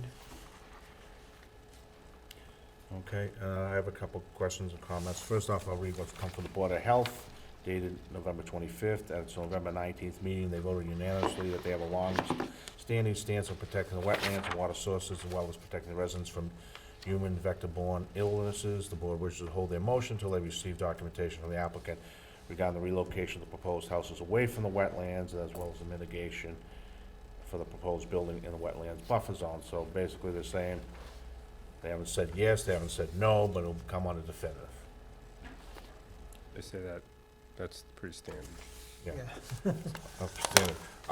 My questions or comments is, first off, I think Welch Contractor has a history of when they do it, doesn't really affect us, it takes the process a little longer, I think, but I believe they've always done their lots with the wetlands so that they're ready to go. Is that how they plan on doing this, do you know? I don't think the commission will let us do that. They haven't on the last couple projects. They want They the haven't? houses to be separated. What happens, the problem with that is though, you can't, if all the houses are included, it's become a problem with the closings now, because then you get partial releases. Yeah, but what he's done is he's done each individual lot where you can build, he gets that all squared, I thought. Oh, well, we might do that. We might. That's what I'm talking permit about. them. No, I'm not talking spot. okay. I'm saying, as opposed to some builders or developers who will be nameless, it's just, you're on your own. Yeah, no, You I have I no know what idea whether yeah. you've got a lot that can No, meet. we'll probably do all those for him. Yeah, Okay. we'll get to go through the definitive, and then we'll file all the lots. Okay. And the only problem with that is they're only good for 3 years. If someone don't build in 3 years, then they could lose. But them. I understand it also makes when you try to sell lots, you know you're ready to go. Right, absolutely. Now, Sunny Rock on the cul-de-sac, there's one down in, I used to go by it every day in Attleboro where they extend it. It looks like garbage. It's also, I think, a problem. And to me, what would happen is I would say that this thing, you'd straighten it out. And whether the town want to give the land to the people, to me, that's the town land. The people get a bigger front yard. Right, and straight. Usually what happens to them. Yeah. The question is, 750 feet, but my question right now, can't really read it, Rob, is there enough to get one off that cul-de-sac? No, I'll say it's short then. No, variance. Yeah, it's short. Like 90 feet, I think, 100 feet. And how much to the back of the cul-de-sac? Existing to here? Yeah. 722. All right, so I'm sure you get creative, so, but however you get creative, that cul-de-sac exists will be knocked out, so it just, continue, we can't have two. We don't want to, I guess. I don't have any other questions or comments on the preliminary, so, On a similar note, would anything be done with the street opposite of Indian, up in the top? Would that be, that is right now, Divide isn't it out. that dirt? Where are you? On Heritage, Very next to top. Joe Kelly's house, next to Bobby's. That's paved to the end. Is it? Yeah. It's weird. Yeah. at the top of the, Yeah, they stubbed it in, that's It's between just weird, yeah. Joe's and your brother's old house, right? Ends at the end of Waters and Joe's, Yeah. Yeah, that end, no turnaround. It's paved though, huh? Mhm. it is. Both their driveways split off. dig it up and plant gardens. Dig it up and plant gardens. I think the plan was, when this whole area was developed, Coming that from would that direction connect too, through. yeah, but the wetlands are there. That's been back in the days when wetlands, fill them quick. So, quick. Okay. I don't have any, yes. Any audience? No, this is not necessary, this is just a preliminary, so. Okay. If anybody here interested, this is a preliminary, so if you have any questions, we can answer them, but our vote don't mean anything. Anybody? No? Anybody who lives near it within 500 feet, put your hand down, you're not, He's close by. He's close enough. it's 8:45. He's an Emirati. Oh, that's true. Emirati. Well, wait a minute. Yeah, Joe, sure, come on and speak to Rob. I already spoke to him, Paul. Oh, he's got a notebook. He's got more than papers. Where's the timer? I don't see a big binder, though. Thank you, Mr. Chairman. members of the Anytime, board. Mr. Moraski. The first comment I have is that I think Rod said that the total parcel is something like 26 acres or something like that, 28. The assessor's online database indicates, I think, that it's 36 total, 26.65 for map 11 parcel 49 and 9.36 for map 12 parcel 84. So it's a lot, I think it's a lot bigger than what is shown on the preliminary. And I'm also interested, and I stand to be corrected on that if I misread it, but that's what I read. I'm also interested in the board's comments about the significant amount of wetlands that meander through these two parcels, and knowing what is upland and what is wetland. And I noticed on the plans that there are notes that indicate that the wetland delineation was performed on October 24th and 25th of 2018. And I was under the impression that wetland delineations are better performed during what's called the growing season, mid-April through early October. So if, I don't know if there needs to be a second delineation or something coordinated with the conservation agent.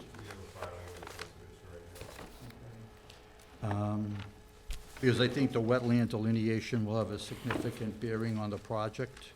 So I'm confident, I think, that it should be done at a time period of the year when, you know, there is vegetation out there and some water, significant water flowing through. I'm also opposed to the Sunny Rock Drive cul-de-sac, the 750-foot limitation, and also that we're looking at on the preliminary plans tandem back-to-back cul-de-sacs. Obviously, if the board decides to grant a waiver on that, and I don't see that happening, but if they do, then obviously one of the cul-de-sacs, the front cul-de-sac has to go. And the fact also that the second cul-de-sac is very close to the wetland, and there appears to be a possible access from Paddock, and I think that could be explored, and I think the two lots could be saved. Given the fact that there are a lot of wetlands, I noticed that there are 4 drainage basins, one on Lot 1, one on Lot 5, one between lots 10 and 11, and one on 13. And I know from talking to my neighbors that there is some significant wetlands near and close to Lot 15, and I was wondering if a drainage basin was a possibility for that area as well.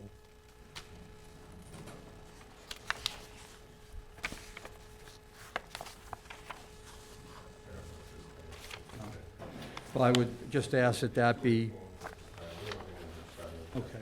Well, I just ask that that be considered during the definitive.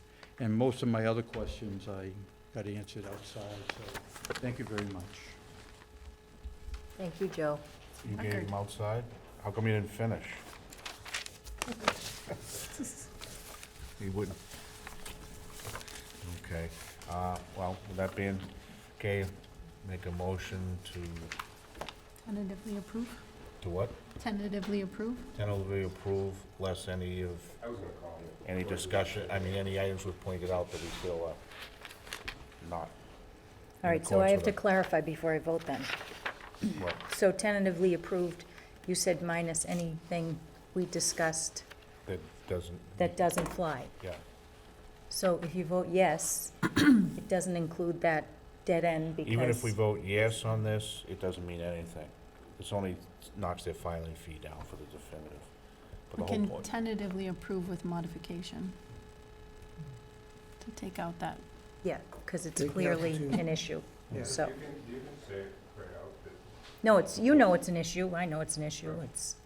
you could put that in your vote in favor of the acceptance, and you don't want a waiver for a cul-de-sac. I don't have a problem with that.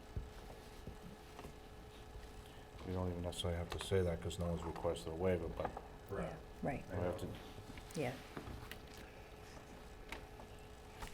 I make a motion to give tentative approval based upon the discussions without any, and also note that any of the issues raised by the board that clearly run contrary to the present practices of the town are not allowed, are not part of this. Yep, Second? okay. Sounds good. Okay, Yeah. Second, all those in favor? Aye. Aye. Aye. Opposed?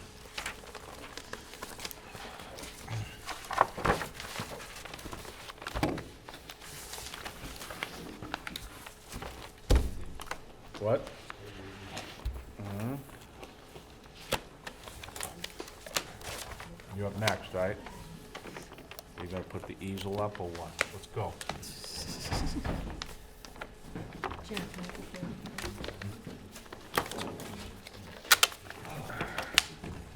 All right, we just did the good Walsh plan, now we're on to the second one.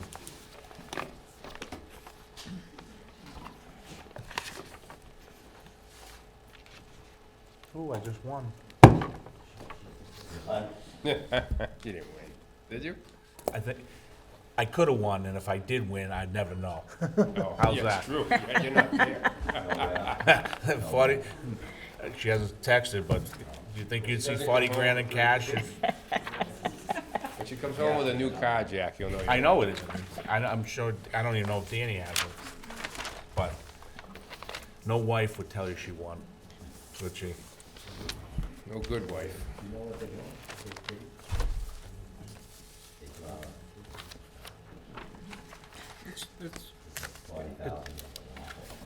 Oh, I already won. I heard you won. You got an in too? I'm not telling her. Okay, we now have a preliminary for Lincoln Road Estates, a single-family subdivision for Lincoln Road. And once again, it's a preliminary hearing, and with that being said, and this is for Walsh Brothers Building Corp., and with that being said, Rob, would you like to explain? For the record, Rob Truax, GLM Engineering Consultants. So this parcel of land is located down off Lincoln Road and Deerfield Drive, down close to the town of Norfolk border. Before you go on, I just want to say something. I'm a member of the gun club. I can vote because, as been told by town council, I'm only a member, I'm not on the board, I don't have any duties or powers other than just going up there for And shooting. shooting and cheap beer. Okay. So, with that said, this property is located and abuts the gun club, Walpole Gun Club. Just to give you a quick overview of where it is, this is Deerfield Drive, as you can see, Lincoln Road. If you're familiar with the gun club, there's an entrance is right here, and it's right along the bottom of the property. There's a dirt road that travels right down the lot line, and there's only private access, and the shooting areas are on the back here. And the new building is going approximately right here, if you're familiar with the building that's being up right now. Just to give you an idea where everything's situated. So what we're proposing is to come in off of two access points, one off of Lincoln Road, which would be the Road A, which we're calling it on the plan, which is the total length from Lincoln Road to the cul-de-sac of 1,325 feet. Tees off to Road B. Road B is approximately 980 feet. And then we come off the end of Deerfield cul-de-sac, which is a 400-foot extension of Deerfield Road.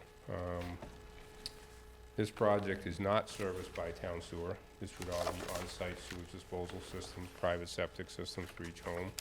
It would be serviced by town water. We would loop the water through from Deerfield to Lincoln Road, provide a loop through the project. There are some wetlands in the area.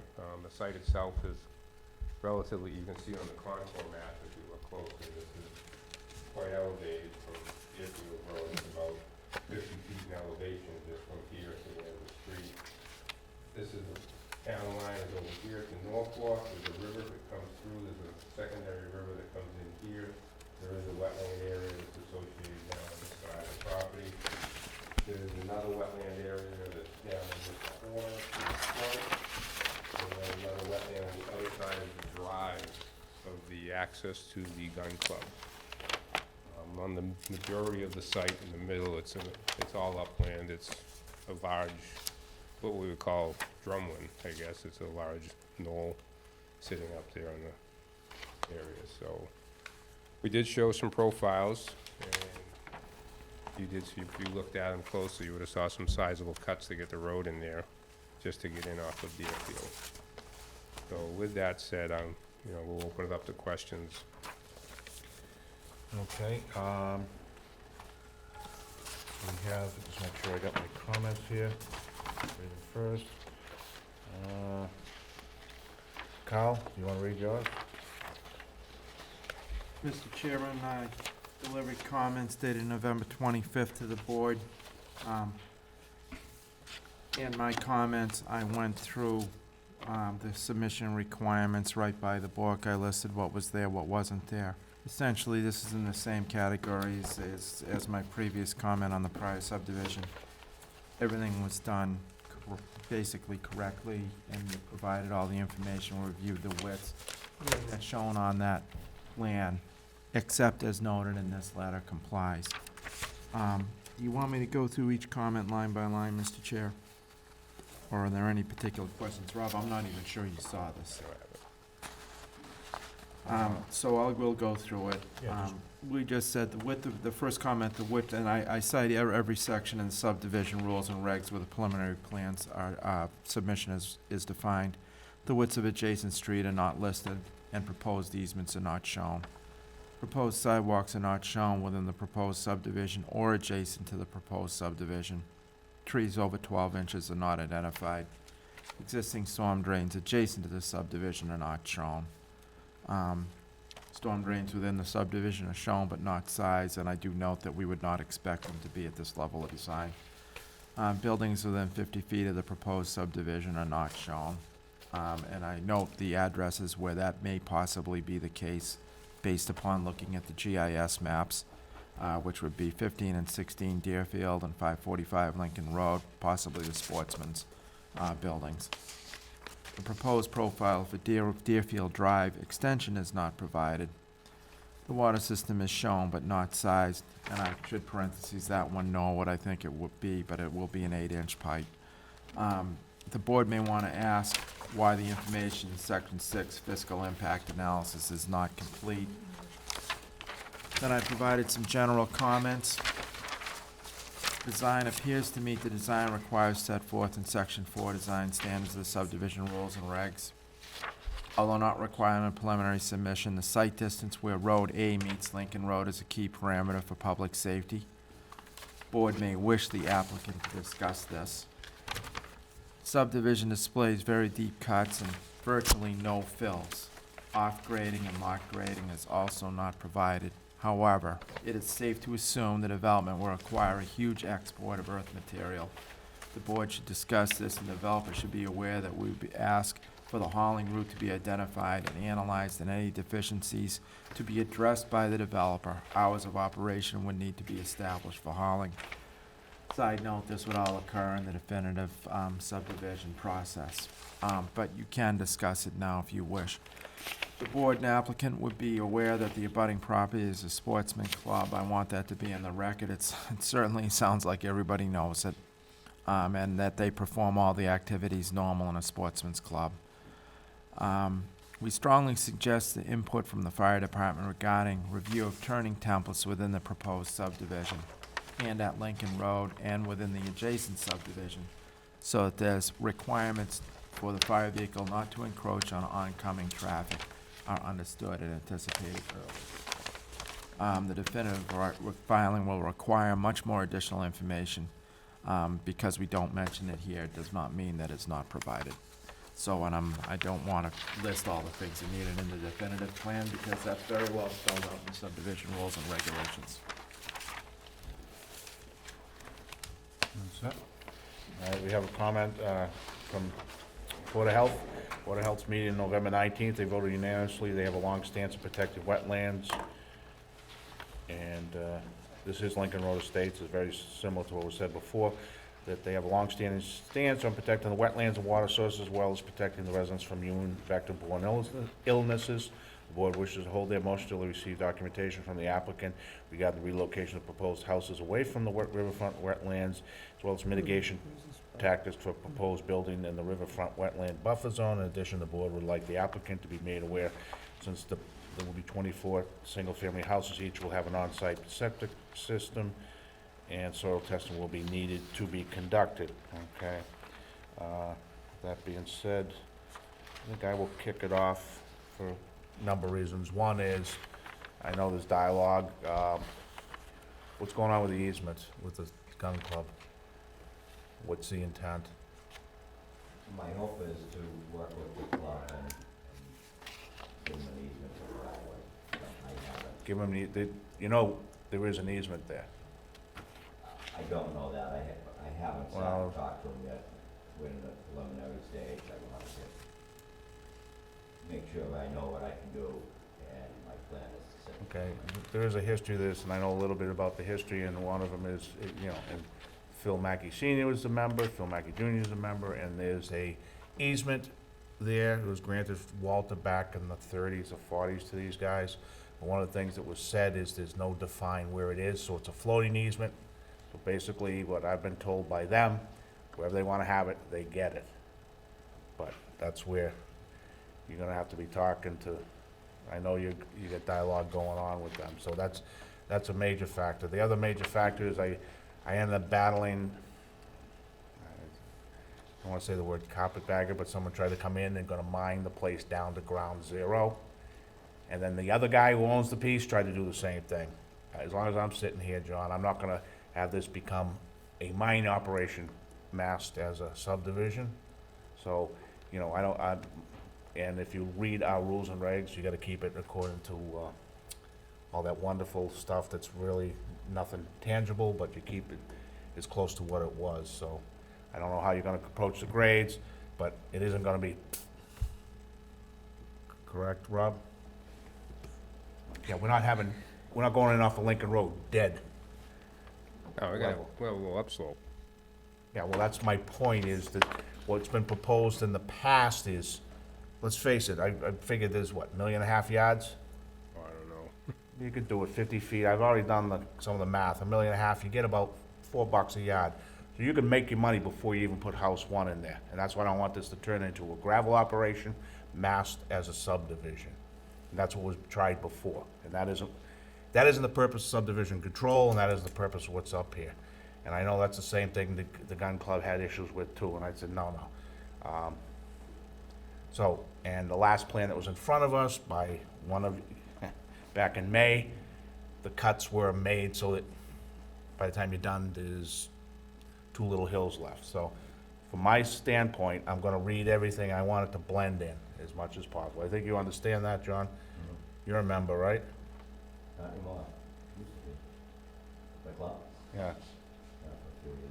We'll put you on one of the things and put a little orange dish on you. But, no, that's my point, and I know that's why the neighbors are here. This is what they wanna see. Somebody saw gold in them hills. And that's what we don't want, is to sit there and they just wipe the entire forest out just so someone can cash in. And I assume you knew that coming in? I know there's a big hill up there, I But- don't know what the quantity. No, but I assume you knew that this has been proposed by 2 previous, I know of one, John, well, John and, Lewicki? yeah. That was the first one. John tried to do it again in May. Yeah, I'm not really, I really don't know the history. I've never met the Wickies. You know, I've been on this board a long time, you know, I treat you fair, but when I see someone gonna try to mask something, that's where I kinda draw the line. I'm very familiar with one that happened in Rhode Island, cause I worked with those guys, and but for almost 15 years, they had a mining operation going, masked as it, and the neighbors it was just ridiculous, and they finally had to file suit, and they actually had to finish it off, so this is a nice piece of property and the nice end of it, so you'd want it to go, in harmony, I guess is what they say about that. Harmony. You also have a couple neighbors off at Deerfield Drive and up that way, and little influence too. So, but all I'm saying is, and then like I said, why the neighbors here is it's a nice piece. You guys have done all right, as you know, on your stuff, so let's try to keep it going. And I know with Wisteria 2, there was a trade-off there between the hill and the wetlands, but we're not really dealing with that here, correct? Not a lot of wetlands. Yeah, so if you remember with Wisteria 2, we had either cut the hill or you'd have to do some, I forget what the other thing was, and Preserve the ponds near the Ponce River. yeah, and the option was what you went with, but that's not quite as large as this. So that's my little speech on this, so. All right, so I assume you knew this coming in, right? Did you do it for John in May? Yeah. Oh, that's right, it was John Glosser. Wasn't me. Never mind. Okay, that was my comments, so, Sarah? Me. Yeah, I also have concerns about the amount of cut required, and how, how you're gonna haul everything out. And like Jack said, reduce the amount of cut wherever possible. Question on the length of Road A. Do you have the length of that road? Total length, The total length? 1325. 1325. So that is over 750. Oh, no, because the 750 was that here, is the intersection. Okay, So this is only like 200. okay. And then the other road, And this is Road B? Yeah, that's less than 750 also. Okay, okay. Yeah, yeah, I know I said that number and, yeah, it sounded like a. Okay. Okay, and then, for later, for the definitive, just to make sure that you show each full lot, on the sheets 3 through 5. So it looks like 17 and 21 are both slightly cut off. Oh, they're cut in half on the page. Yeah. Not really in half, but there's, Each lot has to be shown on one sheet in its entirety for the Yeah. registry of deeds when we go to a definitive. That's Yeah. required. yeah. And then, I'm sure you checked this, but I just want to make sure that all the lots have, the correct frontage. Some questions on a couple lots, 1, 12, 16, 17, 21, and 24. Just to make sure. They'll be all labeled on the definitive, but I did check them all. Okay. Okay. And when we saw the similar plan, the town engineer, Maggie Walker, had asked to show any floodplains. Are there any? There's a floodplain by the river on the downhill side. It'll Okay. be off the site. It'll be Okay, down off here. the site, okay, There'll be a floodplain down here. okay. Is that, you will add that when you do That'll the be on definitive? Yes. Okay, The conservation will require that. okay, okay. And then just a request to show a location plan so that we can see more of the abutting streets, Sure. like 1 inch to 800 feet, something, so we can see. And do you have any plans for phasing? Do you think? Not at this time. We'll get into that when we go into the definitive, sure. Okay. Okay, those are my questions, thank you. I just have some, just to reiterate some of the issues on the cuts. I mean, I drove over to Deerfield Drive and, just looking at that cul-de-sac and it looks like it goes up 45 feet right there. What is it?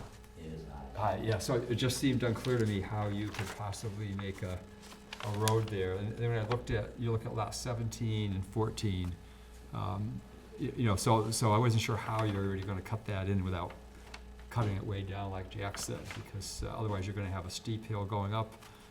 And then if you cut that down, the two lots on the side are gonna either be high up or, so it looked very challenging to how to do that without really having to move a lot of material or bring in a lot of material, but mostly it looked like having to take out a lot of material, so Yeah, you won't that's a bring any concern. material in. Yeah. There will be material that will have to come off the site, a large amount, regardless of, the road grades are gonna be set by by the regulations. You can only go so steep, and that's gonna set it, going in there.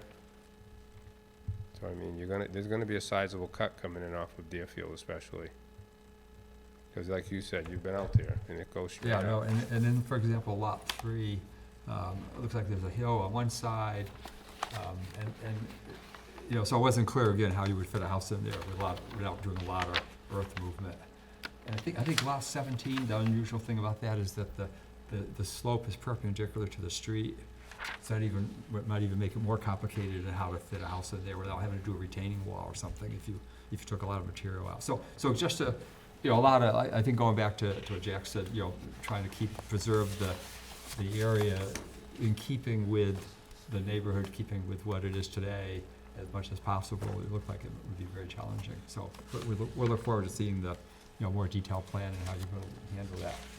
And then on some of the issues that Carl brought up, how would you be looking to, as you sell lots, work with the homeowners, knowing that there's a gun club there, particularly the lots that are adjacent to it? Is that, I don't know if that's an issue. It may not be a zoning issue, but It's not a zoning issue. yeah. Not a zoning, No. it's a marketing issue, it's a. Yeah. So that was, just to, They're definitely gonna know it's there. yeah. Reminds me of the apartment buildings downtown Walpole with the train going by every, 20 times a day with the. Yeah, can we loud talk about horn. that? But, yeah. Yeah, we might change the rifle range and turn it around the other way. Yeah. Who's in charge of the train? So, so the grading plan and then the water also looking for the, where the wetlands are. So that's really all I have, just to reiterate the same point. So, thank you. Okay. All right, not to beat a dead horse, but I've heard from the neighbors, they're really concerned. I understand this is just a preliminary. I know you guys don't have, you're not in deep, but is there any sort of vision you can give them to make them feel better? Do you have ideas of how you're going to deal with it? No? The neighbors, the neighbors in the room. No names mentioned. Your future neighbors when you buy it. We're at 522, we're new Walpole residents, we just moved in a few months ago, we're right across the street from this 50-foot hill, defer to our neighbors at the Land 30s, they've been there for years. I hate to see it go, I'm sure they would too. I just didn't know if you had any insight that you can share, that's all. I don't at this time wanna go into that. I think we'll wait and see what we end up with for a final design before we start. I mean, there's gonna be a sizable amount of material coming off this site. There's no other way to develop it.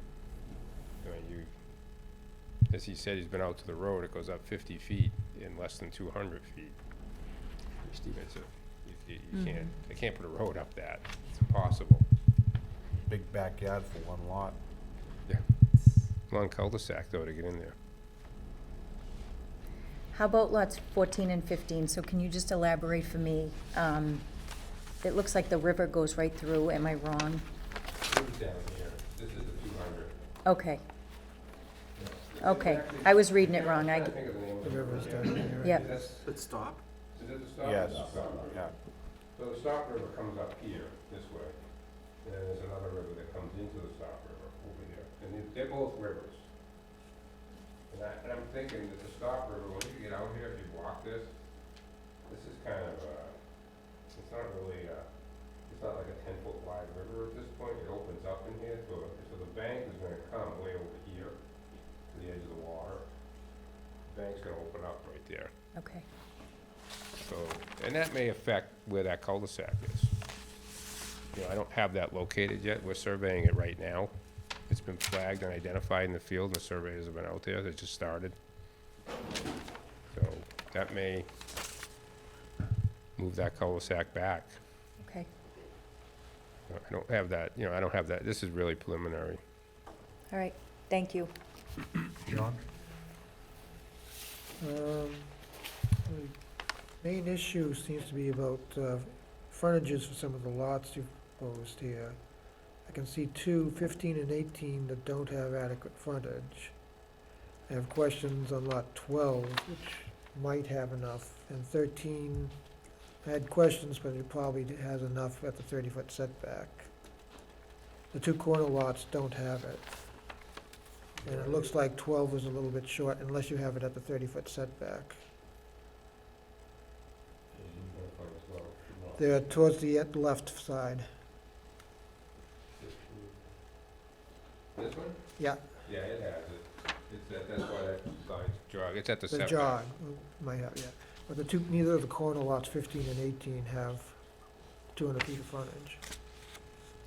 These two? Yeah, This one we have here, and this one we have it here.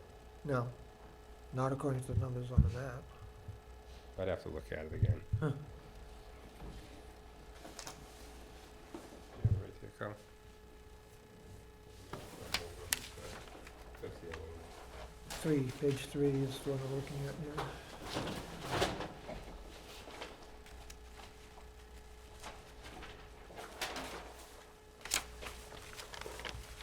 The setback would have it on 15. No, I don't. No. Well, it comes out to here. Well, maybe you're right. It would hit here. and go right here.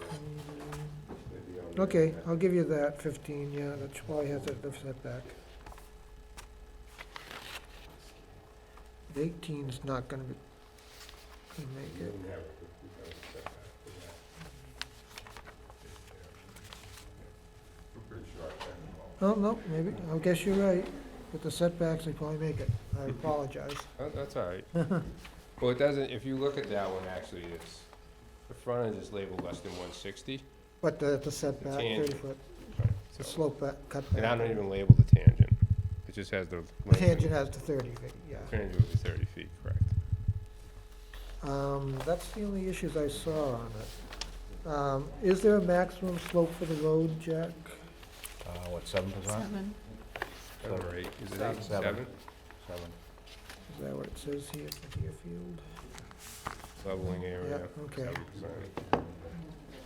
7%. Other than that, I guess I'm set. Okay. Rob, question, or if John can answer. The cul-de-sac, I mean, you're gonna build a road, it seems like it's going to the gun club. Where it dumps into the gun club, whereabouts is that? Where does it come in? This one? Yeah, whereabouts on the whole? Where's the clubhouse? Okay, is that, The new one's right here.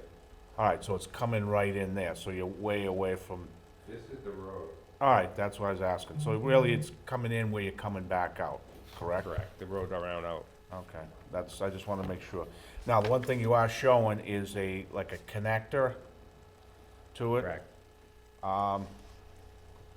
Not being a lawyer, but the fact that they don't have frontage, but you're creating a new lot, and if you did this, you're creating a non-conforming lot. Ooh, Gun club. the regs say to provide access to adjoining land. I understand, but this goes back, now you're cutting somebody, they won't have frontage, so my point is, maybe you'd pull the cul-de-sac up to the gun club so that they have their, Oh. We're gonna discuss that with them, how they want. you understand what I'm saying, John? I know what you're saying. I didn't follow that, no. He's Right now, saying the gun push- club is kinda landlocked, it's been that way Right. it predates zoning, which you could do. Now, you're creating 2 lots as one. So now you can't create a non-conforming lot, which you are with a gun club. So instead of stopping the cul-de-sac short, and putting a little stub, you'd have to give them, at least in my opinion, frontage, which would be pushing just a cul-de-sac, Give them frontage on the cul-de-sac. and then everybody's happy with that. I don't think that's a big deal. I think you're gonna have to do it because of the age of this, everything, this goes back 80 years, predates everything, so. And that's They what. don't have any frontage at all, now that, No. just that little easement coming out? No, I don't know who owned it before Walter. What? Even the easement's not frontage. No, I understand that, but what I'm saying, this gun club goes back to the 20s, before it predated zoning, so you could do whatever you wanted. But now, in this day and age, you're creating new lots, so you can't also create something that makes someone else non-conforming. Non-conforming. The gun club.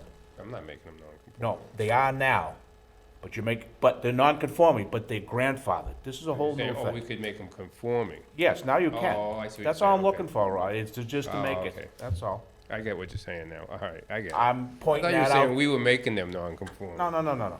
You wanna make them conform. My point is, I may be all wet, but if not, you might explore it now, so that if we ever had town council rule on something, you guys would be back erasing and pushing it back. Well, the hope is to work with the club.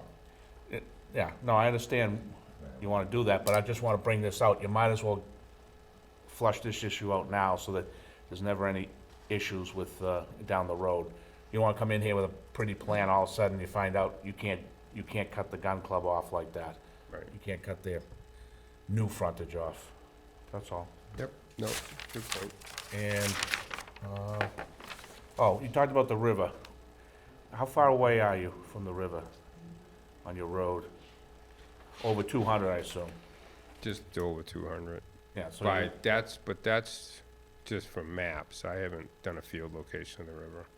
Yeah, So I was three just shows saying them to off Catherine that may 30 move, feet anyways. So you may end up pulling your cul-de-sac back a little. maybe. From No, the I 200 don't foot. know. Okay. I mean, that's probably gonna come right up to the toe of that slope, close to it, down at the bottom, if you ever walk down that area. Okay.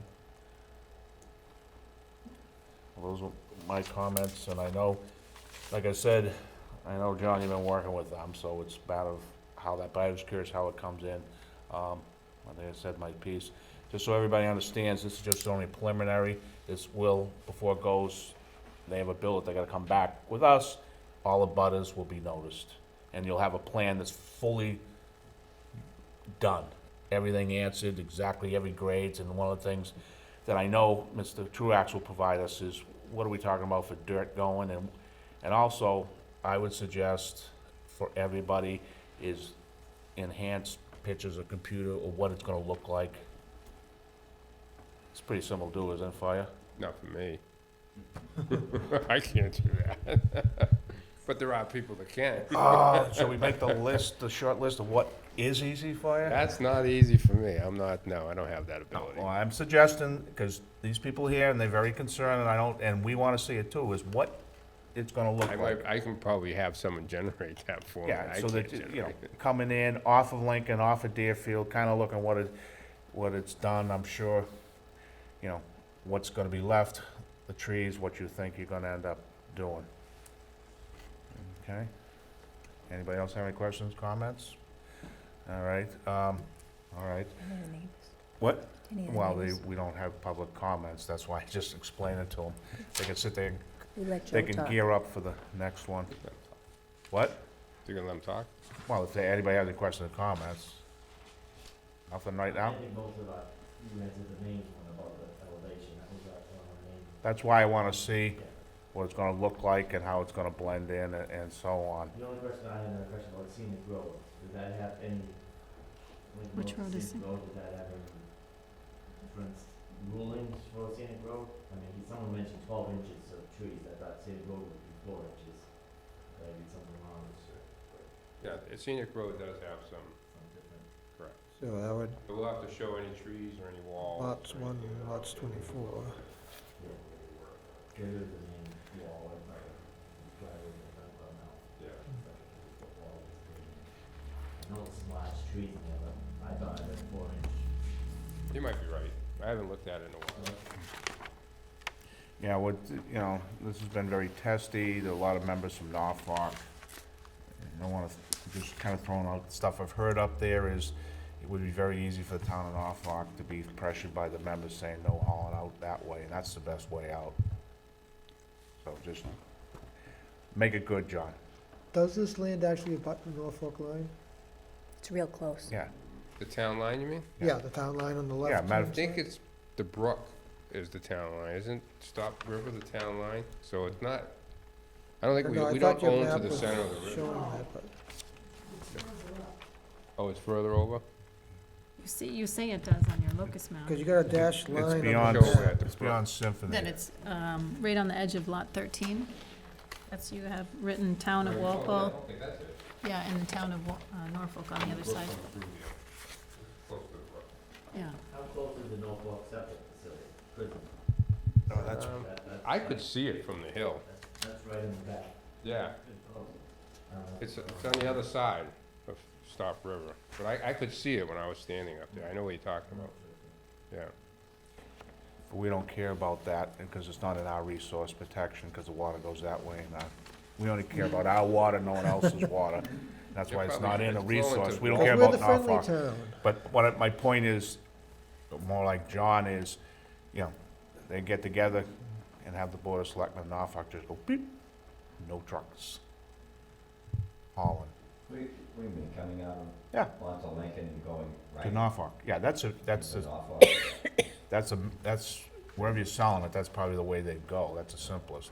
I'm just saying, if it becomes very contentious, you're walking on something you've never, I don't think you've ever had one before us, so you've never not been cooperative with everybody, and it turns out fine, I'm just throwing this stuff out for you, for now.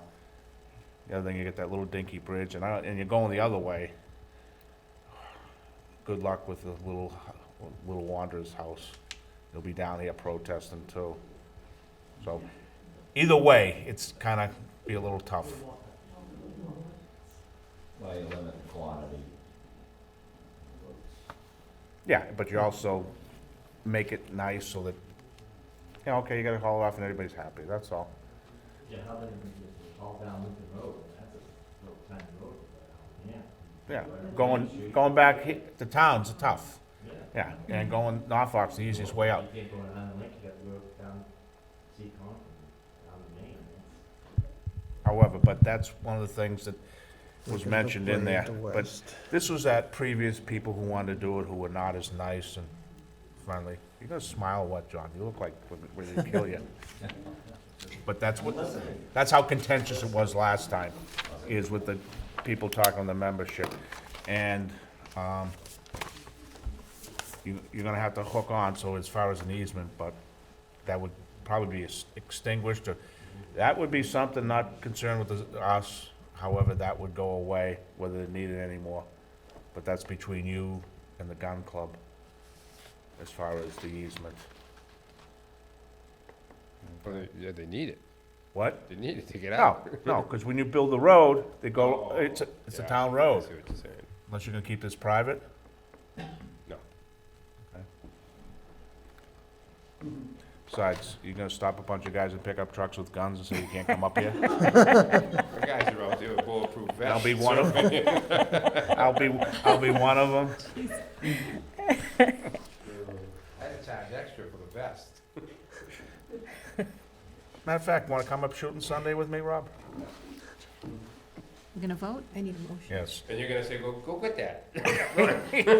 Wear your orange vest and run out in the field. Here, put these antlers on. Yeah, run out there. Oh, wear this hat so you don't get shot. All right, I'll make a motion to give preliminary approval based upon the comments that we've given. Second. Any further discussions? All in favor? Aye.